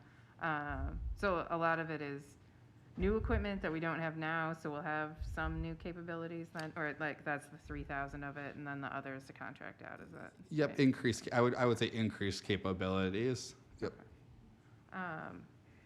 And then the other discussion, are we gonna talk about the Crawford Platte now, We will or? we're talk gonna about that it at the later? end. I Okay. got a couple items that I know that we would want to discuss. Okay, all right. Because we talked about it at committee, so I can always weigh in then too on what the committee had to say. Thanks. Luckily, Public Works is last, and I'll just have a kind of a general recap, and then we can kind of pull back, so it'll be pretty quick. Anything else? I just thought of one other thing I was going to ask about. If we add in the 2024 engineering for Taylor Wheelbridge and Bike Path, those seem like two projects where there's potential for grants then for the 2025. Can we start looking for grants in 2024 for the project in 2025, or is that getting too far ahead of ourselves? I think that would be something I would be comfortable if you direct staff to look for grants, I wouldn't recommend approving engineering costs. That's one where we may have some small amount of either cost left in capital, or maybe we haven't taken out the borrowing quite yet. We could come back and say, hey, we got a great opportunity here we'd like to include in the borrowing. Okay, for 2025 or for 20? Yeah, for 22, like if we had to just get some, like if we needed 300,000 of engineering cost and we hadn't taken a bond or planned borrowing out at that point in time, we could certainly look into that further. Okay, yeah, because it seems like pedestrian safety and bicycle transportation would be two good opportunities, so, thank you. Excellent, great question.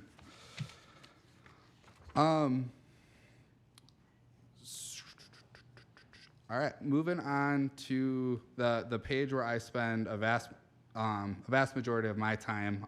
So this kind of just shows a breakdown of what the levy requests have been historically, as well as the levy requests for the current year.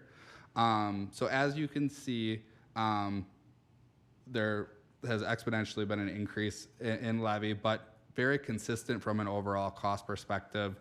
So between budget year 2020 or 2019 and 2020, $101 increase, but we've realistically stayed below $100 tax impact on the average home. And kind of what Matt had talked about before, kind of on a reassessment year, to kind of show what happens in that instance, you can look at budget year 2020 and budget year 2021, where the average assessed value of the home went from $260,000 to $315,000, but taxes ended up actually decreasing. So, when my message to residents here would be, if we did a reevaluation and the average assessment went up 20%, that doesn't, and their assessment went up 20%, they would expect their increase to be consistent to prior year. Now, if they saw their home go up 15% and the average increase of assessment was 20%, they actually may see a decrease in their assessment. And part of the reason why you don't want to let that assessment ratio get below is that's really the units of the levy that we spread out to our residents. So we want to constantly make sure that that's in market and make sure that the taxes are being adequately divided between the residents. So with the 7.11% net new construction, our kind of taxes, our mill rate is $7.14. That is, we saw a pretty significant decrease in the assessment ratio, or the difference between the assessed value and the equalized value. Obviously, no change in average home assessment. That's not because homes haven't increased in value. We haven't reassessed all the properties in the village. Therefore, our average assessment would not change. And that's why that percentage, again, dipped so much. The budget, as it is presented today, is our biggest impact or our biggest increase in the last several years at $144.21. And with the proposed borrowings that are in this plan, that would put us, as mentioned before, 45.34% with a debt capacity of almost 34 million. I'm not going to go through the schedules individually, but I can certainly go through questions as they come up. At this time, I will turn it back to the Budget Review Committee to ask questions and propose any changes as needed. All right, thanks, Cameron. Excuse me. So at this time, the committee can begin to have discussion about anything that potentially they want to consider or talk about. We have had some great questions already, so it's good to clarify things. But other than that, it's really now a chance for the committee to kind of work through things and think about that. Now that you're all worn down from hearing Cameron and all the directors go on and on. Just kidding. You're filled with information that now you can reliably work through it. How's that? I have one item to talk about that's public works related after you guys have discussion. So you're not even done with me. Okay. I think one of the big things, obviously, from a capital perspective, is the Crawford plat. And Heidi, you made reference to the discussion at Public Works. about whether or not there should be sidewalks or not sidewalks, or one side a sidewalk, et cetera. That is an old plat. There haven't been sidewalks ever. So I guess I would like to know, the executive summary of what their discussion was there. So the summary, and feel free to chime in, Brian, JJ, Cameron, you were there also. We have a lot of outreach to do to see if that's actually the direction to go. Pedestrian connectivity has been a priority. We have the bike and ped plan, ensuring that sidewalks are accessible and safe access to all streets are accessible, but figuring out if this is what the residents want in their neighborhood is going to take a lot of effort and public engagement, and so whether that's even the direction the project will end up going is kind of to be determined. But I think Strand wanted to provide us with the information of the tax impact if we did go that route. But feel free to chime in if my take on committee was different. Unrelated to the committee, but from what I've heard from board members is, in general, they would like to see sidewalks on both sides of the street. Anytime that there's a reconstruction in an area that there aren't sidewalks on both sides of the street. Having said that, once they have the context of it's 1.75 million to add that, I think that's important context to add, and I think, there may be some reconsideration there, but I can circle back to the committee now. I'll add a little more context. The residents in that neighborhood are not gonna want it. The vast majority. So if it's considered, we kind of talked about it at Public Works, is it part of our whole transportation infrastructure? Because the individuals there that have never had a sidewalk to shovel are not gonna want a sidewalk to shovel. So there'll be people, we can outreach a lot, but they're gonna be reaching out to board members too through the process. So I just wanna make sure that context is there. There's also historical context. We did Seldal. We did not, that was another area where it was old, did not have sidewalks, and actually didn't have curb and gutter either. And we did put the curb and gutter in, but there were no sidewalks. And there was definitely feedback from that community. They didn't want them. And it's not part of the code, requirement for sidewalks. Nope, the only reason we even reached out to Strand after we had the approved FMP to just update it was because the ordinance did change.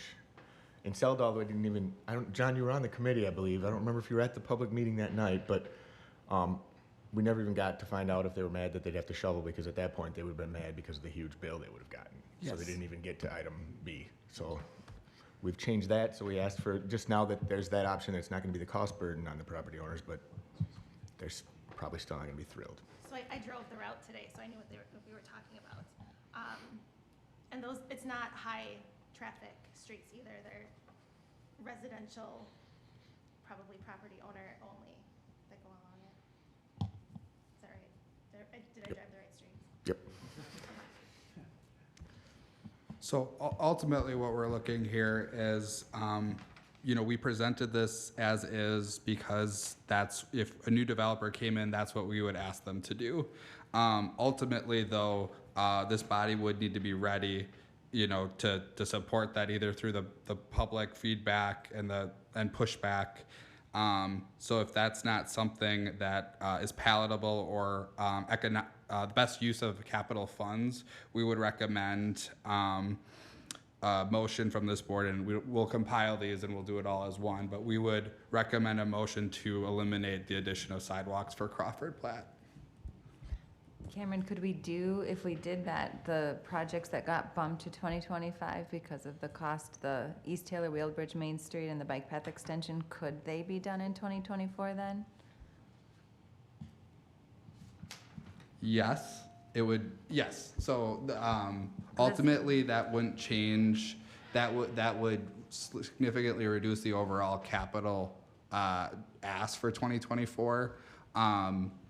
So we would ultimately need to put then, as part of this motion, the recommendation to add those engineering costs. The one, I guess, caveat, and I'll defer this to JJ, if there's any opportunities specific to grant funding for that bike path extension, we might need a little bit of a longer roadway to get that. So ultimately with the, we'd still maybe want to propose the engineering in 2024 with a plan to maybe try to get some funding to cover some of that cost to have that project actually be in 2025. Sure. But since it is kind of a plan that the board has, a project that the board has talked about, voted on, has an appetite to doing, getting the approving the engineering and then coming back and saying, hey, we now have a plan to do this is certainly an option as well. Okay, and would the same go for the East Taylor Wheelbridge Main Street intersection? Yep, I would ultimately, what I would recommend is at this time approving the engineering for it with recommendation for staff to look at additional funding sources for those projects, and then we could come back to this board before the final borrowing is discussed. Okay. And then one last comment. Can you just talk a little bit about the fact that we found maybe $2 million here? Doesn't mean we have $2 million now we can spend in the operating budget, right? Right. I just want to, can you share a little bit about what this means when we find savings in the capital, or can we switch capital to operating? Can you talk about that a little bit? So ultimately, when it comes to capital, it's something to get the levy adjustment, you have to borrow for it. So if we don't borrow for something, it's not something we can add to the levy through the levy limit worksheet. So ultimately, it's not a one-for-one transfer. You can't move those to support true operating costs. Kind of like I mentioned from the PD, going from purchasing vehicles to operating lease, that would eliminate that ability to take that levy limit adjustment for the capital side. In addition, as you remember, I had mentioned earlier on, the way the budget was proposed, it was $7,395,000 of borrowing. Ultimately, that's significantly higher than that $4 to $6 million. We had kind of revised the plan to make sure 2025 was significantly less, but not doing both sides of the sidewalk could provide an opportunity to, keep things a little bit lower. Because next year, then, when we have to start repaying that debt, that certainly has a levy impact.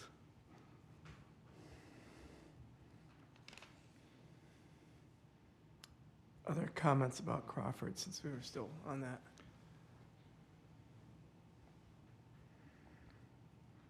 We went back to the FMP that was approved. How much again did we originally put in the FMP for the Crawford plat? $2 million. Okay, so that would be more in the area of the full depth pulverize and repave option. Correct. So it'd be slightly more than initially proposed. So it looks like the estimate is $250,000. Ultimately, our engineers have done a fantastic job at, once they've provided a number, it typically comes slightly less than this. And obviously we can't bank on that, but they've typically come a couple $1,000s less than that, which the practice has been we refunnel those funds back into public works, or we're required to when we take out debt into public works. Parks has the same process. If you don't have any unspent parks funds, it has to go back into parks. And those are the only two restrictive categories if you borrow for. Okay, thanks, Cameron. So from the committee perspective, are we saying no to sidewalks? I think is what I'm hearing. I'm seeing nodding heads and, okay. I got the note there for the motion. All So right. I will reiterate the full motion.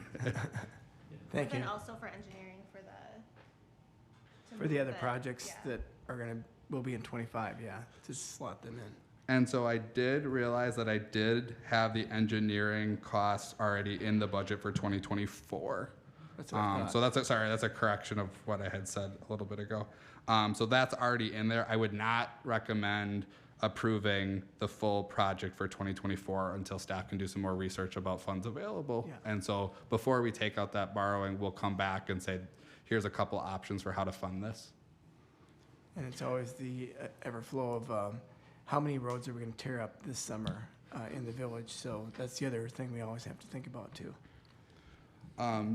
JJ2, I think Crawford Platt is completely independent of West Lawn. Yes. Okay, I just want to make sure that Yep. got covered in the motion.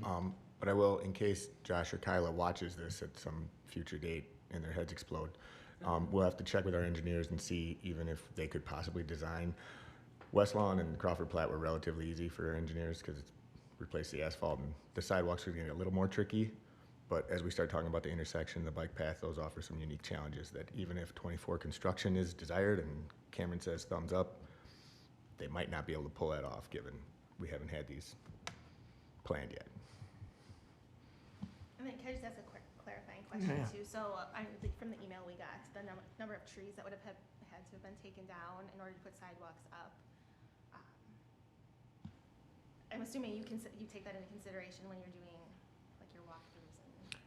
We hadn't even done it to that level yet, just because once the FMP was approved, we kind of said, hey, Strand, real quick, high level. I think the number might have been higher than possible, or than what we could have worked with, or we could have gotten creative. I know Madison's done some fun things with sidewalks and working around them, but it sounds like that might not be on the table anymore anyway, so. I think it could have been far fewer than, was it 60? Yeah. That seemed, There are a lot, that's why. but we hadn't done that yet. Can I ask you a question that's gonna make everybody mad? So the village board prioritized this as an A-, but staff prioritized it as a C, which is in the 6 to 10 year plan, but the PACER rating is less than a 5, so, I mean, I'm assuming the recommendation from staff is to do it early, not wait 6 to 10 years to do it. Essentially, yep, but based on the criteria, and Brian or Cameron or Matt, or anybody remembers exactly offhand, just if there's not an imminent danger, there's not potholes that are sucking up cars, then we scored it a C, essentially. But I think taking one project on the capital prioritization plan out of context, staff, I don't believe ranked almost any A projects or one A project, and only a couple too. So a vast majority of the projects fell in C or below. Whereas I think the board put more A's and B's in general. So that's kind of the big difference. We realize unfortunately, no one's gonna die if it's not done, or it's not gonna be like a significant safety issue if it doesn't get done. So that's kind of why staff were a little bit more conservative with the voting there. What about the sidewalks in the West Lawn reconstruction, the one side? Are we gonna do those, or are those for consideration also? So West Lawn, if I got from JJ correct, we would only do the one side. But, given what I'm hearing now, that's still gonna be one block of upset residents. Given that West Lawn is essentially right next to the Crawford, I guess I would say if you're not gonna do them in the other area, don't pick this fight, because they already have them on the one side. It's the same relatively low volume traffic. So kind of what you were mentioning, we'd still replace the one side, or are you recommending that we don't replace anything? I'd say, again, everybody's welcome to go take a look and see if they think that one block is worth it, but I'd say if we're not gonna pick the big fight, don't pick a little one. It's really not gonna make a significant improvement to the overall, but that's just. But you're still gonna do like resident engagement to figure out what the people who live there actually want? Absolutely, we can. I would recommend that. I can tell you, they're not gonna want sidewalks when we tell them. There's your answer, but I But, would yep, ask the people who absolutely. live there. I don't know though that I guess Cameron needs a number, so. So ultimately, I need a recommendation. So there's $180,000 for replacement of the one side. So either I need that to stay in there for now pending resident feedback, or take the $180,000 off. And realistically, we could maybe look at resident feedback in a longer term plan. But without that funding to actually move the project forward, I probably wouldn't ask people, get them upset, and then not do anything with it. You're just talking about replacing existing sidewalk, aren't you? Or no? Or is 180,000 new, so it's not replacement, it's new? That was new. West Lawn, basically repaving that whole stretch. There is one half of one block that doesn't have sidewalk. 180. So that's for adding on the side that doesn't have it, not replacing on the other side? Yep. So essentially just a mini version of what we were discussing in the rest of the Crawford Platte. What's the benefit of having it on both sides, aside from someone doesn't have to cross the street? Someone doesn't have to cross the street. Yep. It's an ideal. But even like Oak Street only has the bike path on the one side, right? Doesn't have sidewalks And that's why when we still did sidewalk assessment, that's why that Oak Street that was a piece that the committee decided to do, to add some infrastructure there while we were repaving the street, because there isn't any in the whole neighborhood. I guess the difference in some of that is the village removes the snow on a bike path and the residents do on a sidewalk. So, accepting that change might be a little easier. That part was definitely a selling point when we had those public meetings. But we are developing a bike and pedestrian plan that is prioritizing pedestrian safety, which is why these options are presented to us, right? It's Yep. kind of like talk the talk, walk the walk, kind of, yeah. Yep. Why it's here, yeah. And this is a big ask. I suppose, though, to Cameron's point, if we want to engage those neighborhoods, we need to either put 4 million and 1 point, whatever West Lawn was, and then maybe not spend it, which I'm sure Cameron's not gonna like that. Ultimately, we'd have to have a hard deadline on, because you're gonna start ending up where we're not finishing, this has a ripple effect on Strand as well. So the later they get the yes, the later that project falls, potentially the more expensive that project becomes. Based off of feedback I've gotten, it doesn't seem like there's a strong will for the sidewalks on Crawford Platte. It's less of a ask to leave it in West Lawn Drive, but again, if you want to be consistent and not have it in, kind of have direction of Public Works staff to maybe get the temperature eventually on that, that's certainly okay. So you're looking for a motion? Not yet, just feedback on that. So I'm gonna take notes and then provide my notes to John, or whoever wants to make the motion of all the changes in one motion. But I am asking for something that I can note down real quick to include in the motion. So we'll take it separately. It sounds like Crawford Platte not having it recommended. I'm just gonna kind of look at heads, okay? And then West Lawn Drive, including it in the motion or not including it in the motion? Not including it. Okay. That's what I'm getting. So reduce that. Just by- be consistent, because they're a stone's throw away. They'll have the same conversation. Yep. Yeah, I think that consistency makes people happy. Thank you.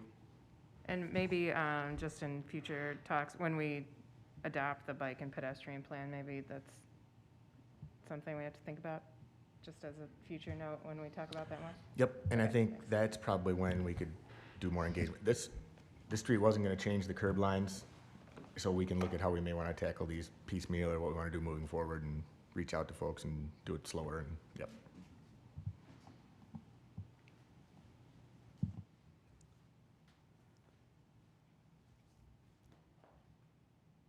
We've burned his battery out even.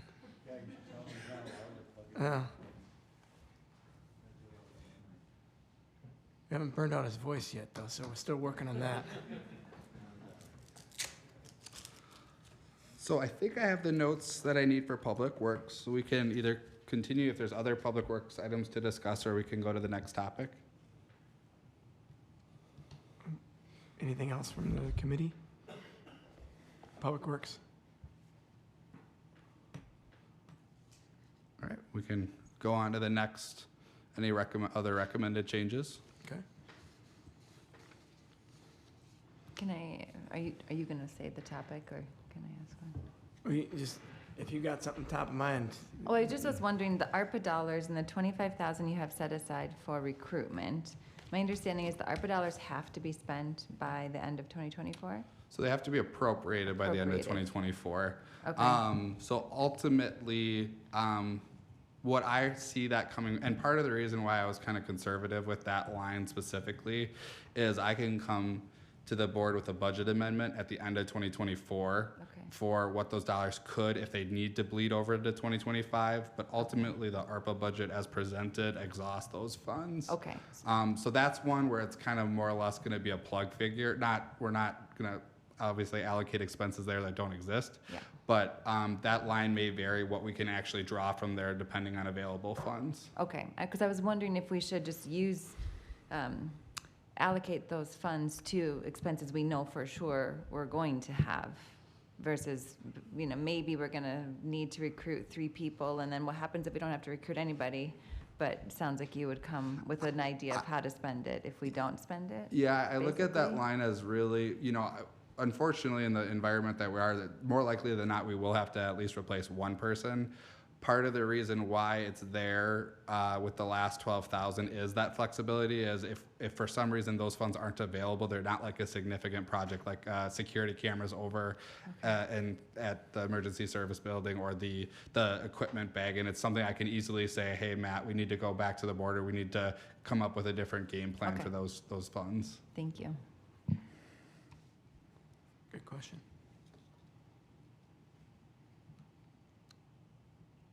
Other areas that the committee wants to talk about? I just wanted to re-ask a question, Cameron, I asked you before, because it might be helpful for other folks to hear. The question was around the police officers and their start dates, and sometimes I know we start folks later than January 1 to find some savings in the year, and the question was, are these already planned to be staggered through the year? Are they planned for January 1? Can you speak to that a little bit like you did earlier? Certainly. So I've actually embarrassingly gone back to chief 3 times on this. So with obviously looking at the tax impact, looking our way to try in my power to get it back to kind of that $100 average, I was like, okay, can we just start the 2 officers mid-year? That will get us really close to what we've historically been in the past. Unfortunately, with the officers that we have been getting, they've required to go to the academy. So we're potentially in a situation where we're sending 2 people in academy in July and they're not starting until the beginning of 2025. That becomes a challenge when the resident numbers that we're using is actually a January 1, 2023 number, because it's the only number we have available. And that's a statistic that DOA puts out there. So if you remember, that's 9,218. And Chief can maybe, I don't know if there's any other kind of things to think about when you're talking about starting time. So as Cameron said, part of the dilemma is we've been having to sponsor people through the academy. Academy is a full semester. Once they complete academy, they then have 14 weeks of field training, so they don't count towards staffing in that regards before they go out on solo patrol. So again, if we back off till a July hire date, we're looking at potentially, if I can get them into a summer academy, which is very rare nowadays,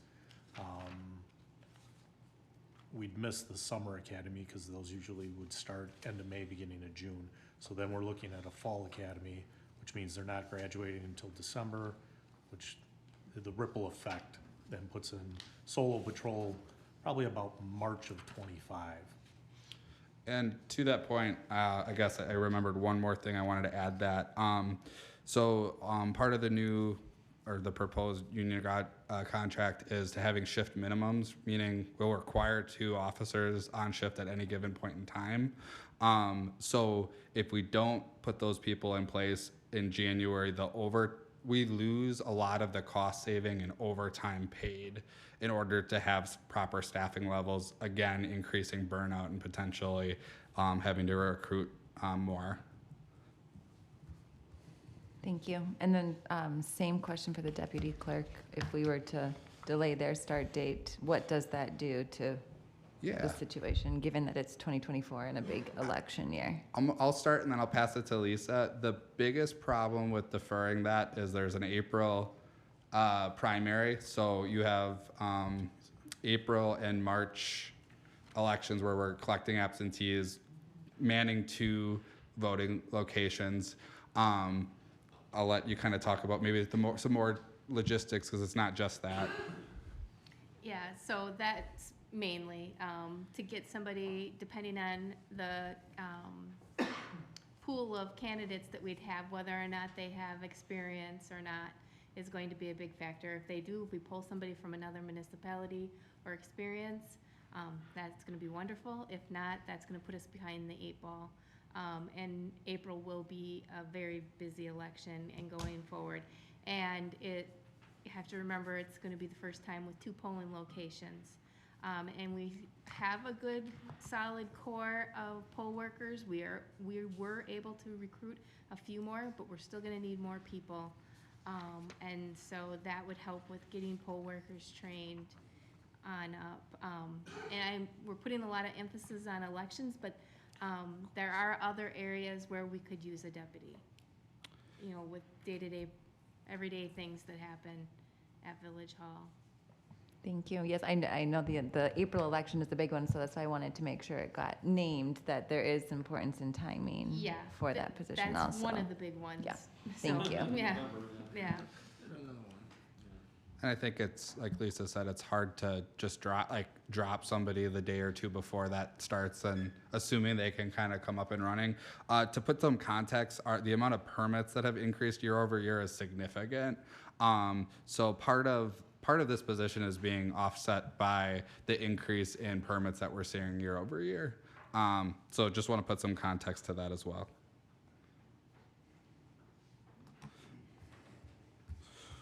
Is the recruiting funds being used for those positions? The recruiting funds are Those not. are just for department head positions? Correct. So what we've done now that we have a human resource manager, those would be for either department heads or like a superintendent position or our management position. With the biggest benefit there is they have a huge network to get candidates. And now that we have a human resource manager, they then give all those candidates in the summary to Inga to start scheduling interviews and work through that process.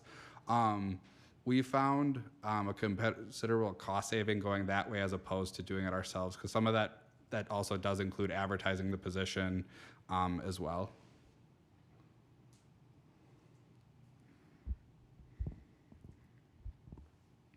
Almost lost my voice. Mine was gone before I came here, so there you go.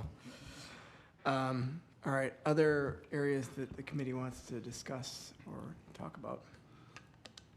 If there aren't other items, we do need to go back to option 1 or 2 on the library memo for further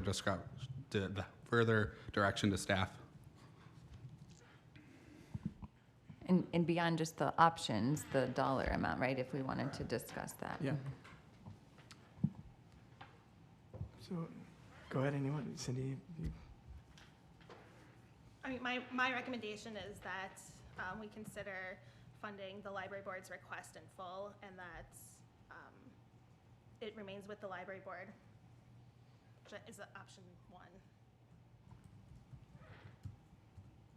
And if you want, I mean, Tracy and I can sit in front and absorb.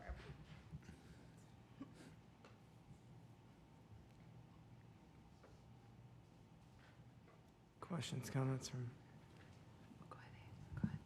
I guess I just want to, for the sake of discussing the options and really analyzing the choices, we did talk about last year starting under Parks, Recreation, Forestry as community enrichment, library programming, because we have the systems in place to already do a lot of that work, and we could stretch our dollar farther. So I guess not much has changed. Like, the recreation department is still in place and still has a lot of the resources in order to perhaps make the dollar stretch farther. So talking about the pros of not utilizing that like system that's already in place, I guess I just want to hear what other members think about that. No, we have this choice in front of us, so I want to, give it some thought on, what, discuss like what the options mean, I guess, in Right. in I relation think we to should that. have a conversation about going back to last December, actually, when we started having the conversation about how we were going to take the money that was allocated to the library board as $15,000, how we were going to go about programming. I went back in my emails, and we started that conversation like December 16th or something like that. And it involved Parks.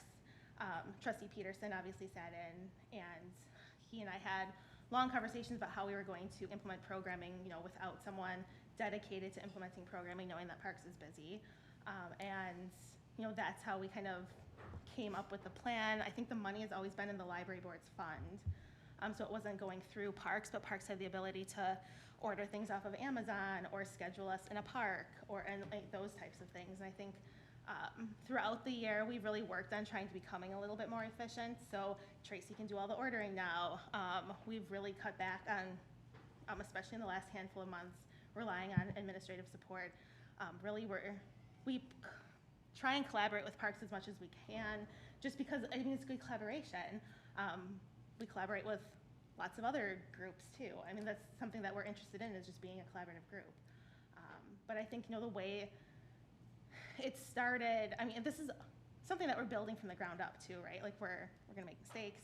It's, you know, us working on this and like trying to make things work and trial and error. We could have done things a lot differently, I think, but this is, you know, the plan that Dave and I came up with, and we, you know, implemented it fairly quickly, like by January 1st. We had a plan and had switched over the library board and moved Tracy into this role, and, you know, got programming kind of up and running. If you want to jump in. Yeah, I guess, and since then, we've implemented a structure that works really well. You know, we have a lot of volunteers we work with. I've built a lot of relationships with area librarians that I consult with and that provide services for us. So the library board has really been behind a lot of that. And I mean, the So library board we would lose a lot of those connections if it was moved to Parks. I think that, yeah, the library board is a good group of volunteers. We're obviously very passionate about, you know, building a library, but programming a library and listening to the residents. And, you know, we're all, you know, resident volunteers that are kind of spearheading this initiative. And I think that taking that away from the so-called experts is not an efficiency that is gained. I think the assumption that I'm hearing is that the library board wouldn't be involved at all. If it was under the Parks and Rec, I would see there being a lot of discussion and collaboration, having your input, your Tracy being part of Parks and Rec. I think moving it to, as proposed, like community engagement run through Parks and Rec with a potential fee base, I think that removes it from the library board. Like I think it says in the memo, the library board wouldn't be, you know, tasked with programming anymore. And I mean, Tracy's right. There's also a pool of volunteers in the community that have given quite a bit of their time. I mean, the community read is a good example. We had people setting up chairs before, tearing down afterwards, promoting it, and, you know, just like the logistics. Sharing it with their book clubs. Right. You know, we had, yeah, book clubs attend. Like it's not. It's a function of the library. In the absence of a physical library, it's the library board. I think that moving it under cultural, or, you know, community engagement and away from library board reduces our ability to apply for grants or receive foundation money or donations from individuals, which we have received this year, specifically because it's library. I think, you know, another thing that needs to be considered is, you know, the people that do, you know, our performers and the people that do work with us. McFarland Library isn't going to contract with Parks and Rec to do community enrichment. It's contracting with the library board to do library story time and Zumbini and those types of things. So I don't think there's any gained efficiency on moving over. I think if anything, it's gonna increase Parks and Rec time. I think you're gonna lose volunteers. I think you're gonna lose potential donor sources. I think you lose the expertise in everything that we've created this year.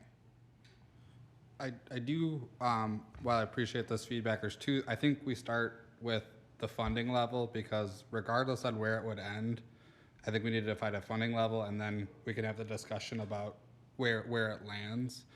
So is there any feedback from this board? And I heard Cindy ask for the full $61,650, which would have a tax impact of $18.91, increase on the current levy. What's the discussion and feedback from this board? I mean, I think this is, you know, a 1% of the total budget that's presented here too. And I mean, obviously quite a bit of discussion, and we're under a lot of scrutiny, and I feel like under the microscope lens quite a bit. But this is also very forward-facing, visible, positive.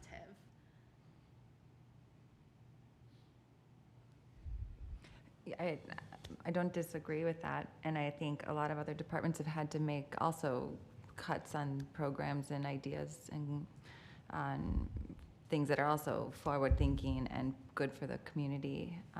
So I'm not, I don't think I would be able to support $19 in increase. That would put us at what, 150, Cameron, almost 160, right, as an increase for the year? Total? Yep. Something around there? One question I have as we consider the dollar amount. So we would so if the goal is to maintain the programming we did this year into next year, and we did that this year with $30-ish thousand, why next year do we need $61,000 to do the same programming as we did this year? Let me just give you, like, before you jump in, let me just take, to know how we got here. This isn't, like, I didn't just throw 61,000, like, out there just for fun. This discussion started back in, I think it was June. Actually, it was, Trustee Peterson sat down and talked to the Friends group, and what he thought was double this, going in for an initial ask. Then, we had, Tracy and I sat down with him, along with Megan Swanson, who's on the library board, and had a really deep conversation about what is kind of realistic, and it was still much higher than what is in here. And then Tracy and I sat down and really kind of looked at what we did this year and at what the level we're at September through December, and how we can maintain these types of enriching programs for an entire year, including Tracy's salary, and that's how we came up with this number. We ran it by John, we ran it by Cameron. I personally think that this is a very realistic ask, knowing that every other, that cuts need to be made. I think we're obviously open to, discussing where we might make some cuts here. But at 15,000, maybe you're better to talk about what kind of level of service 15,000 we can. Yeah, so that's, when I kind of crunch the numbers a little bit, I wouldn't necessarily want to water down programming and cut back the number of programming. So I would think that at $15,000, I would stay at about 20 hours a week, and that would get us 4 to 5 months of intensive programming. And the library board or parks or village board, whomever, could decide where that would fall in the year and where it would have the greatest impact. Me going down to 8 or 9 hours a week, I don't know how we would maintain the level of service, or how I could sustain that as an individual who has to make money to support my family. So just for some history, as of August through the end of the year, Tracy's at 20 hours a week. From the beginning, January through July was 16. So there was an increase. I think that did correspond with the increased number of programs and other things going on, to put that context to it.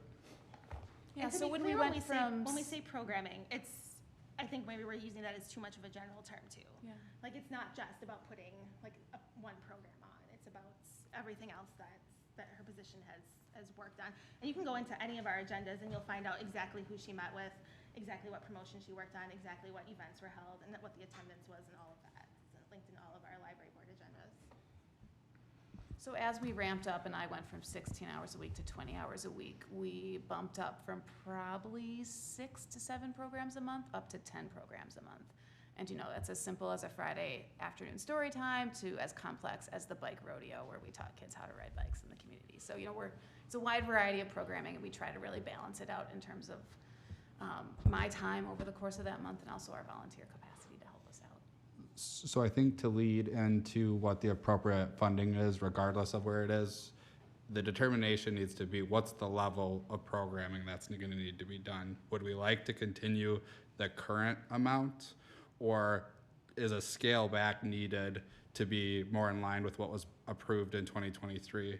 And then we can kind of work together to come up with a dollar amount that's needed to support that level that's determined by this board and by eventually the village board. And to be fair, in 2023, when it was approved, no one had any clue what it was going to look like. So that's a hard question to, or, something to address here. We really started to fill gaps as they became apparent to us. I think that's obvious with the type of programming we've offered this year as well. And the businesses that have come forward wanting to work with us and the school district as we built that relationship with them and the university, for example. I mean, I think that's what's been so difficult about this is that it has been an evolving situation over the last 10 months. So is there any recommendation, I think kind of what we're here is what level of programming does this body want to recommend funding for? I guess I have a little, if we can run programming under Parks and Rec more efficiently and cost effectively, does that mean we need however much more? It kind of varies on. I don't really see how running it under Parks and Rec would change my time or expenses. So I guess I'm not really sure how that would make I mean, any maybe that's a major question for savings. Sean's. How would it be more efficient and cost effective? I think part of the effectiveness comes in 2025 and above.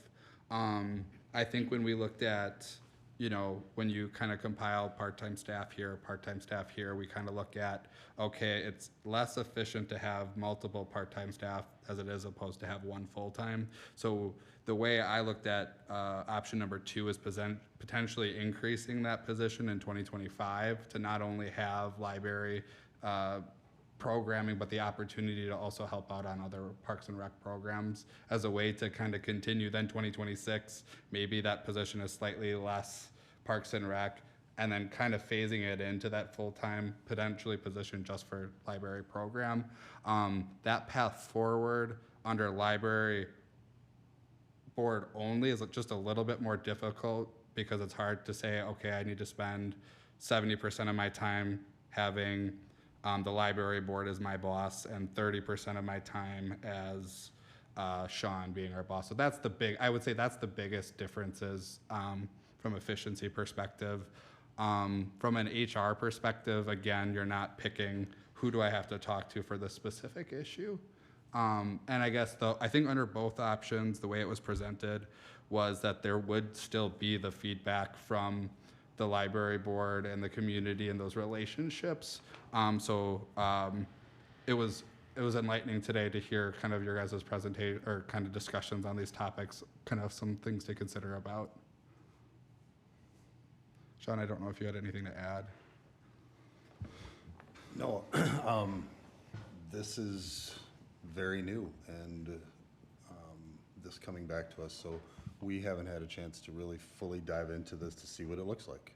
100% honest, that's what we were assuming that there would be the collaboration with Tracy, and so if that's not there, then yeah, we have to look at it. I guess looking at some of the programming options like the bike rodeo or the story time at EMS and police department, those aren't necessary, those are things that Parks and Rec could run, community enrichment as well. Having it work under 2 different areas, I guess without a library in the near future to have a standalone when it could be collaborated with another department already working on many of the same missions, but just expand a little bit. I think it's worth asking the question, and we haven't had a chance to talk to them about it, and maybe seeing, what has started and continue to grow that would change the conversation since last December.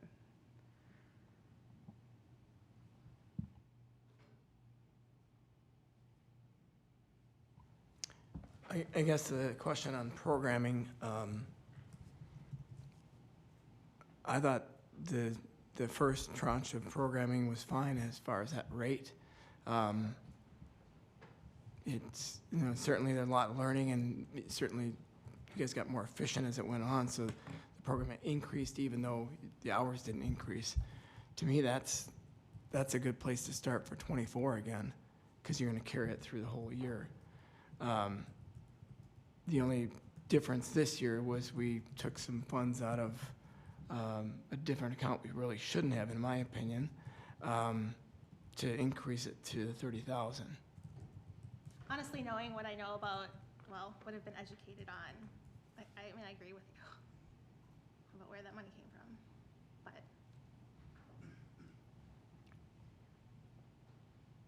So maybe 15,000 wouldn't be enough to do that. I don't think it would be, is where I was gonna finish that sentence. And so what number would that end up being if it was a 16 hours per week? It's not 60,000, and it's not 15,000. And maybe that's even too much, I don't know. Because the other thing in light of, and it was said earlier, is you gotta balance all this with all the other departments that have already cut. And then we learned tonight, we had a big cut even before they had the actual memos put together, before the rounds, so, with vehicles and stuff. So there's been a lot of trying to wrap our heads around getting the number to residents that's palatable. And they're looking at, each year 80 to, the last number I think was 100, a little over 100 maybe, 143, 144, 150, or whatever that number is, it's still gonna be a big number for a lot of folks. There are a lot of folks that are struggling out there. So I'm glad that the conversation's being had here, that people are rolling their sleeves up even before the committee and doing their best effort to try to look at all the priorities, and there are a lot of good priorities that we're not funding, to ultimately bring back to this community. So that's what I like to hear about all of this. And again, that's just my opinion. The committee has to kind of decide, in this particular case, what library programming. So I just kind of roughly, if we did the 16 hours, it would be roughly 25,000 for the outreach specialist, and then it just depends on what the rest of the requests would decrease. It's the same amount of dollars for operating supplies. I can have that in just a second.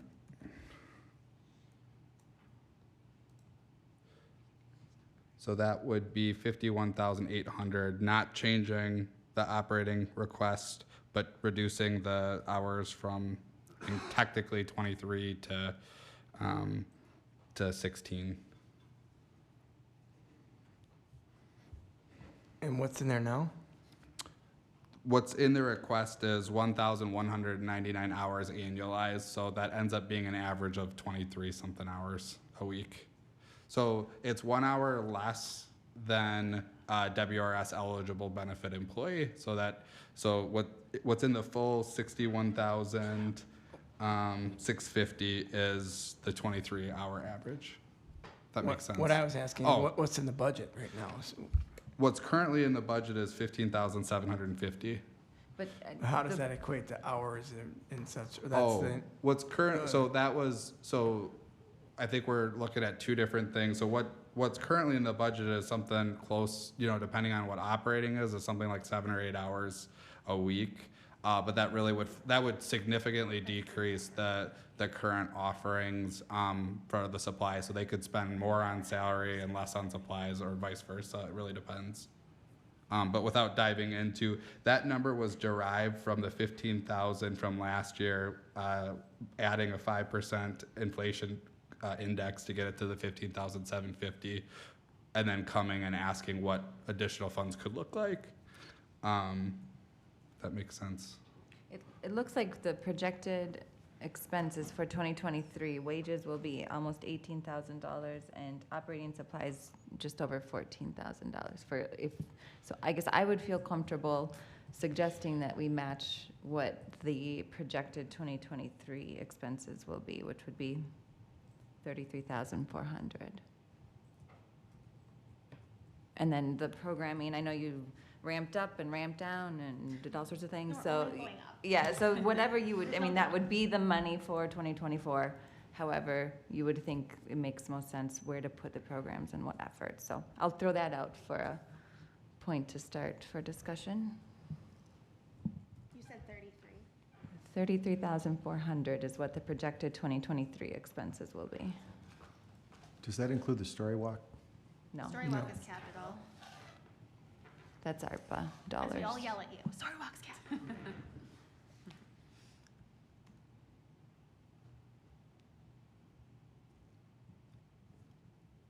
Thoughts from other committee members?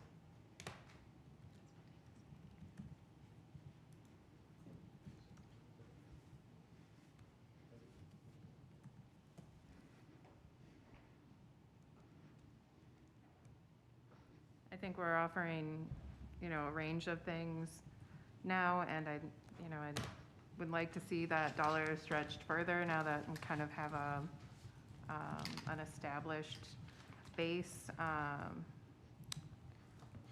And perhaps there's ways to make that dollar go farther based on,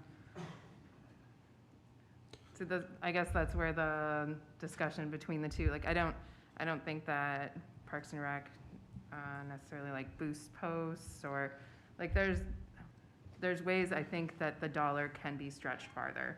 And So I think that again, was something that was brand new, and we figured it out. And I think Tracy and I work really well together and have a lot of fun doing this. And I think that we have developed an efficient strategy where we built our base. People know what library programming is now. Like, we've marketed this. We have people that come to multiple events. We have new people all the time. Like, it's been this like very positive curriculum that we've put together. And in terms of like Facebook boosting and stuff, is that a strategy that we carry over into 2024? Probably not. And yeah, maybe what we had been using on that can go to felt and beads or whatever.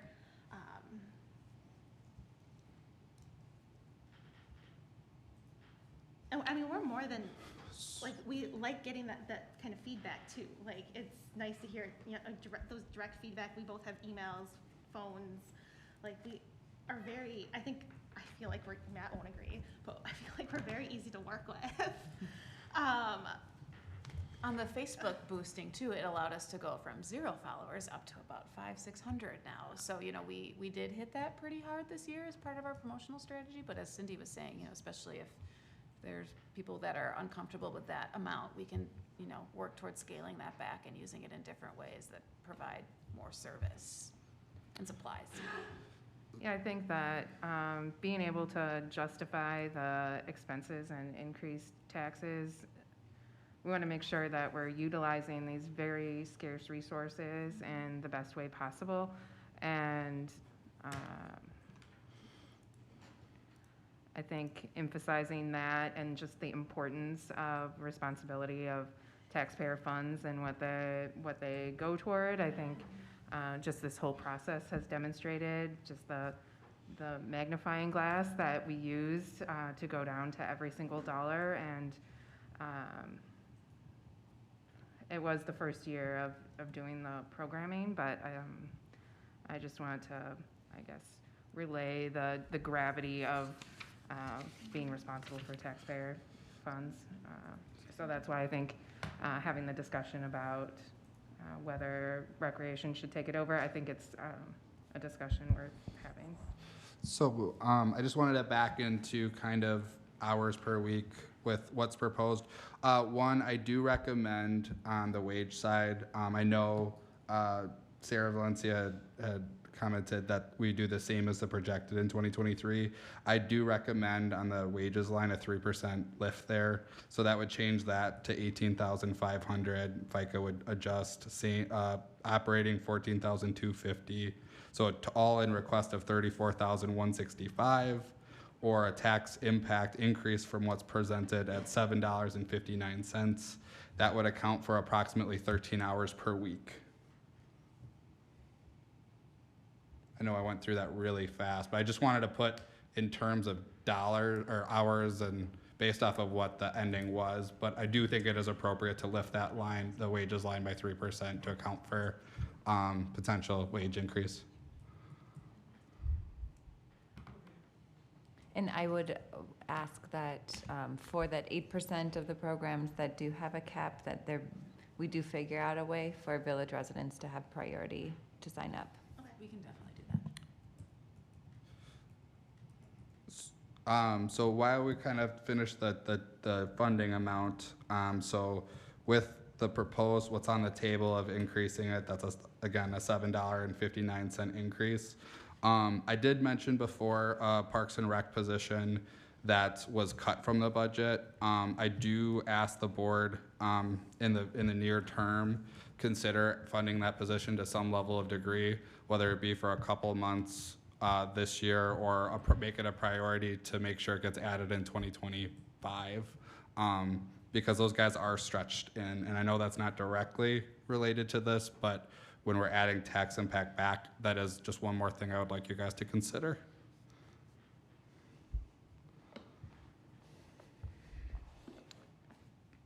So we have the funding figured out, I guess, sounds like, right? So now the question is whether or not the employee reports up through Parks and Rec or still to the library board. And you heard Cam's just kind of discussion about why that might make sense, not next year, but the following year. Certainly, Cindy and Tracy have, considerations on the other side. I just want to be able to provide that back to the staff as far as what this committee would recommend. And it is still kind of an experiment, so that's the other thing to kind of consider too. And maybe that's, something we put into that hopper as well for this. Some of us like experiments. I guess I'm leaning towards keeping it in the library board for 2024 while we explore what it could look like. So that, I feel like right now we're rushed in figuring out what this could look like for Parks and Rec, but use 2024 to figure out what could a partnership look like, what else do we learn in 2024, how might it impact what we can receive for donations and grants? I don't know. I'm hearing those comments tonight. So I guess just throwing out maintaining status quo with having it at the library board for another year, but I don't disagree with the other option either. I do want to there was never in any of these options getting rid of the library board. Just want to make sure any residents listening, it would just be moving the responsibilities of programming.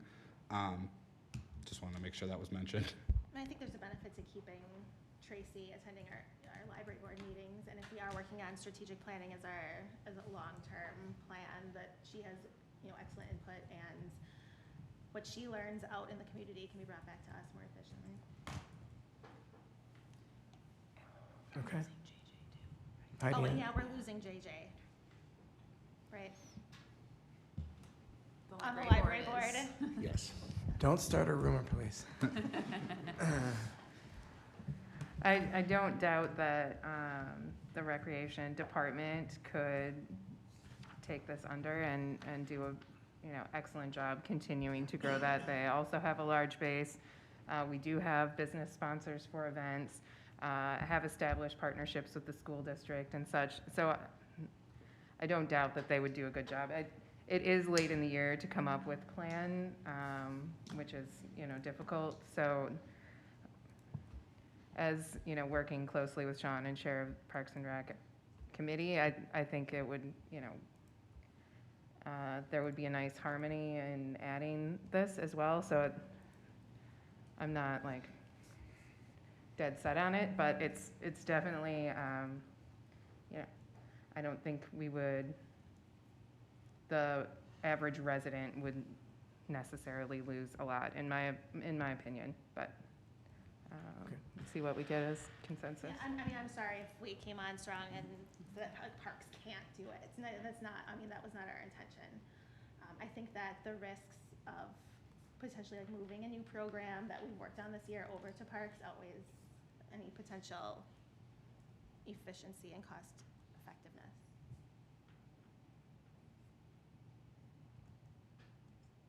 Cameron, do we need any other items to put in the hopper on the library?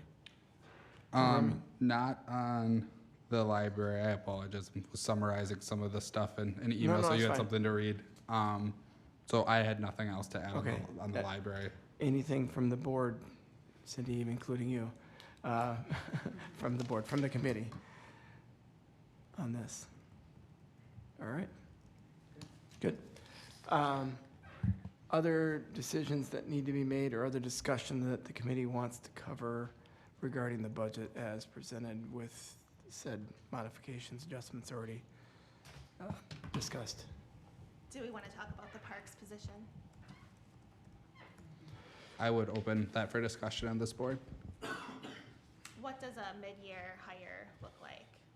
So it would be approximately half of that funding request, or 40,000, 40,000 times the 4.12, so, oops. So it was a $37 add onto the tax bill at the full 89.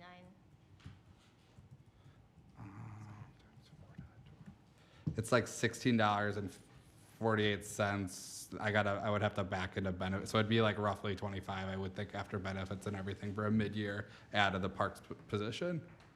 Which would put us at what, given the changes we've made? On the average tax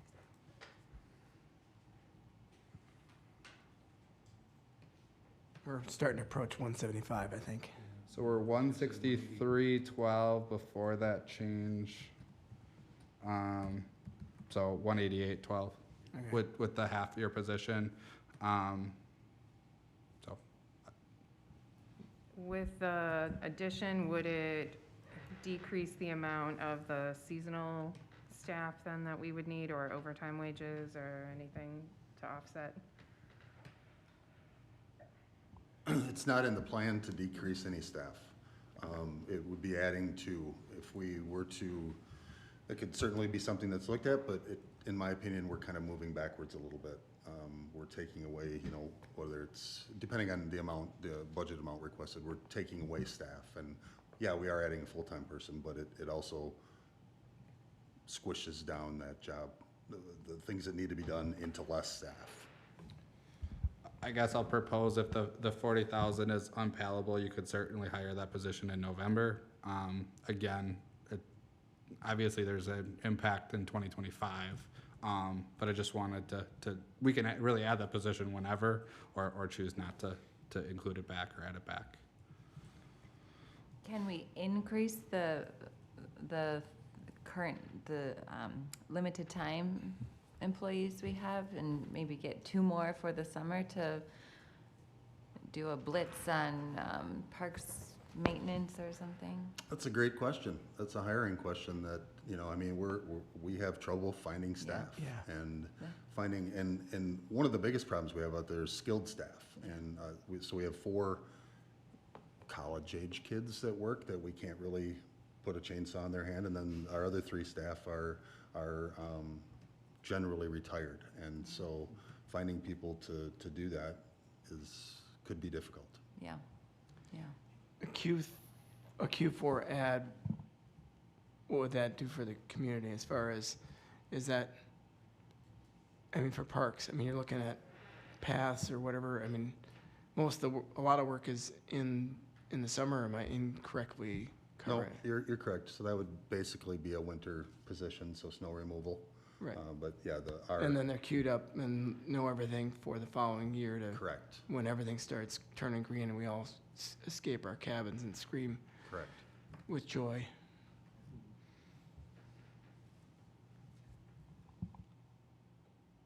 I guess I'd put it as an option, maybe a Q4 ad for the board to consider.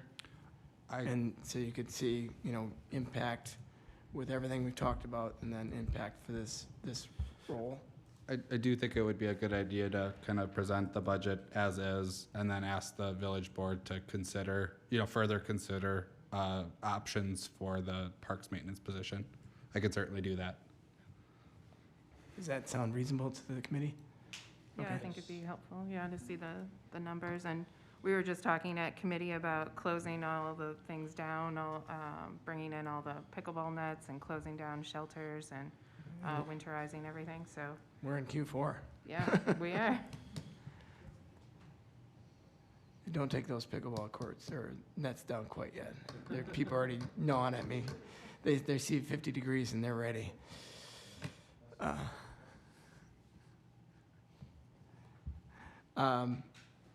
Other things either committee wants to cover or Cameron, you teased up one item earlier that you said we needed to talk about yet. Crawford Platts, you stole it from me, so it was perfect.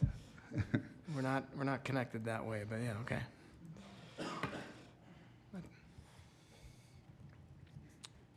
Other changes, suggestions to the board that this committee wants to relay, that all the information that has been shared by Cameron and staff, the rest of the staff?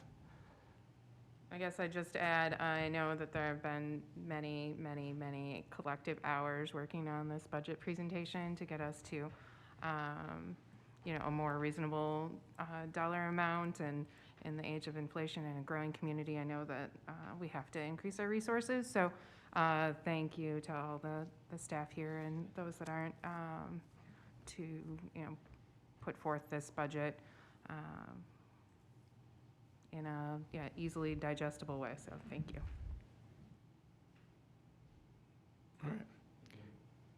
All right, then there's just a discuss and consider. So Cameron, do you have? I sent Lisa the 3 proposed changes.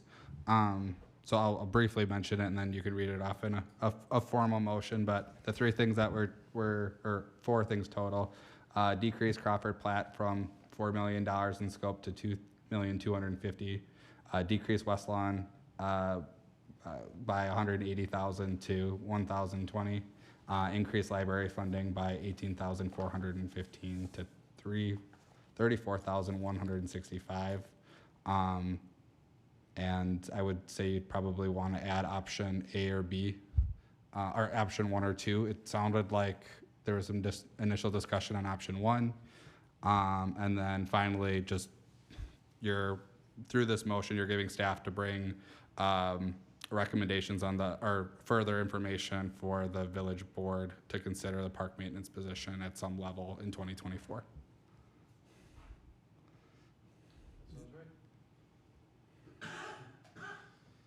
Then turn the mic on. Okay, and make a motion Yes. as stated. I will make a motion as Cameron stated. And Lisa, you have all that? Okay. I don't have to repeat it, do I? No. I'll second. All right, we have a second then from Sarah. Any other discussion then? Having heard none, all those in favor then? Aye. Anybody opposed? Anybody abstain? Motion carries. The only other motion we have is number 6. I would make a motion to adjourn. All right, thank you, Heidi. Is there a second? I'll second. Jim. Motion second then. Any further discussion? Not discussion, non-debatable. All those in favor, sorry. Aye. Getting late. We're adjourned.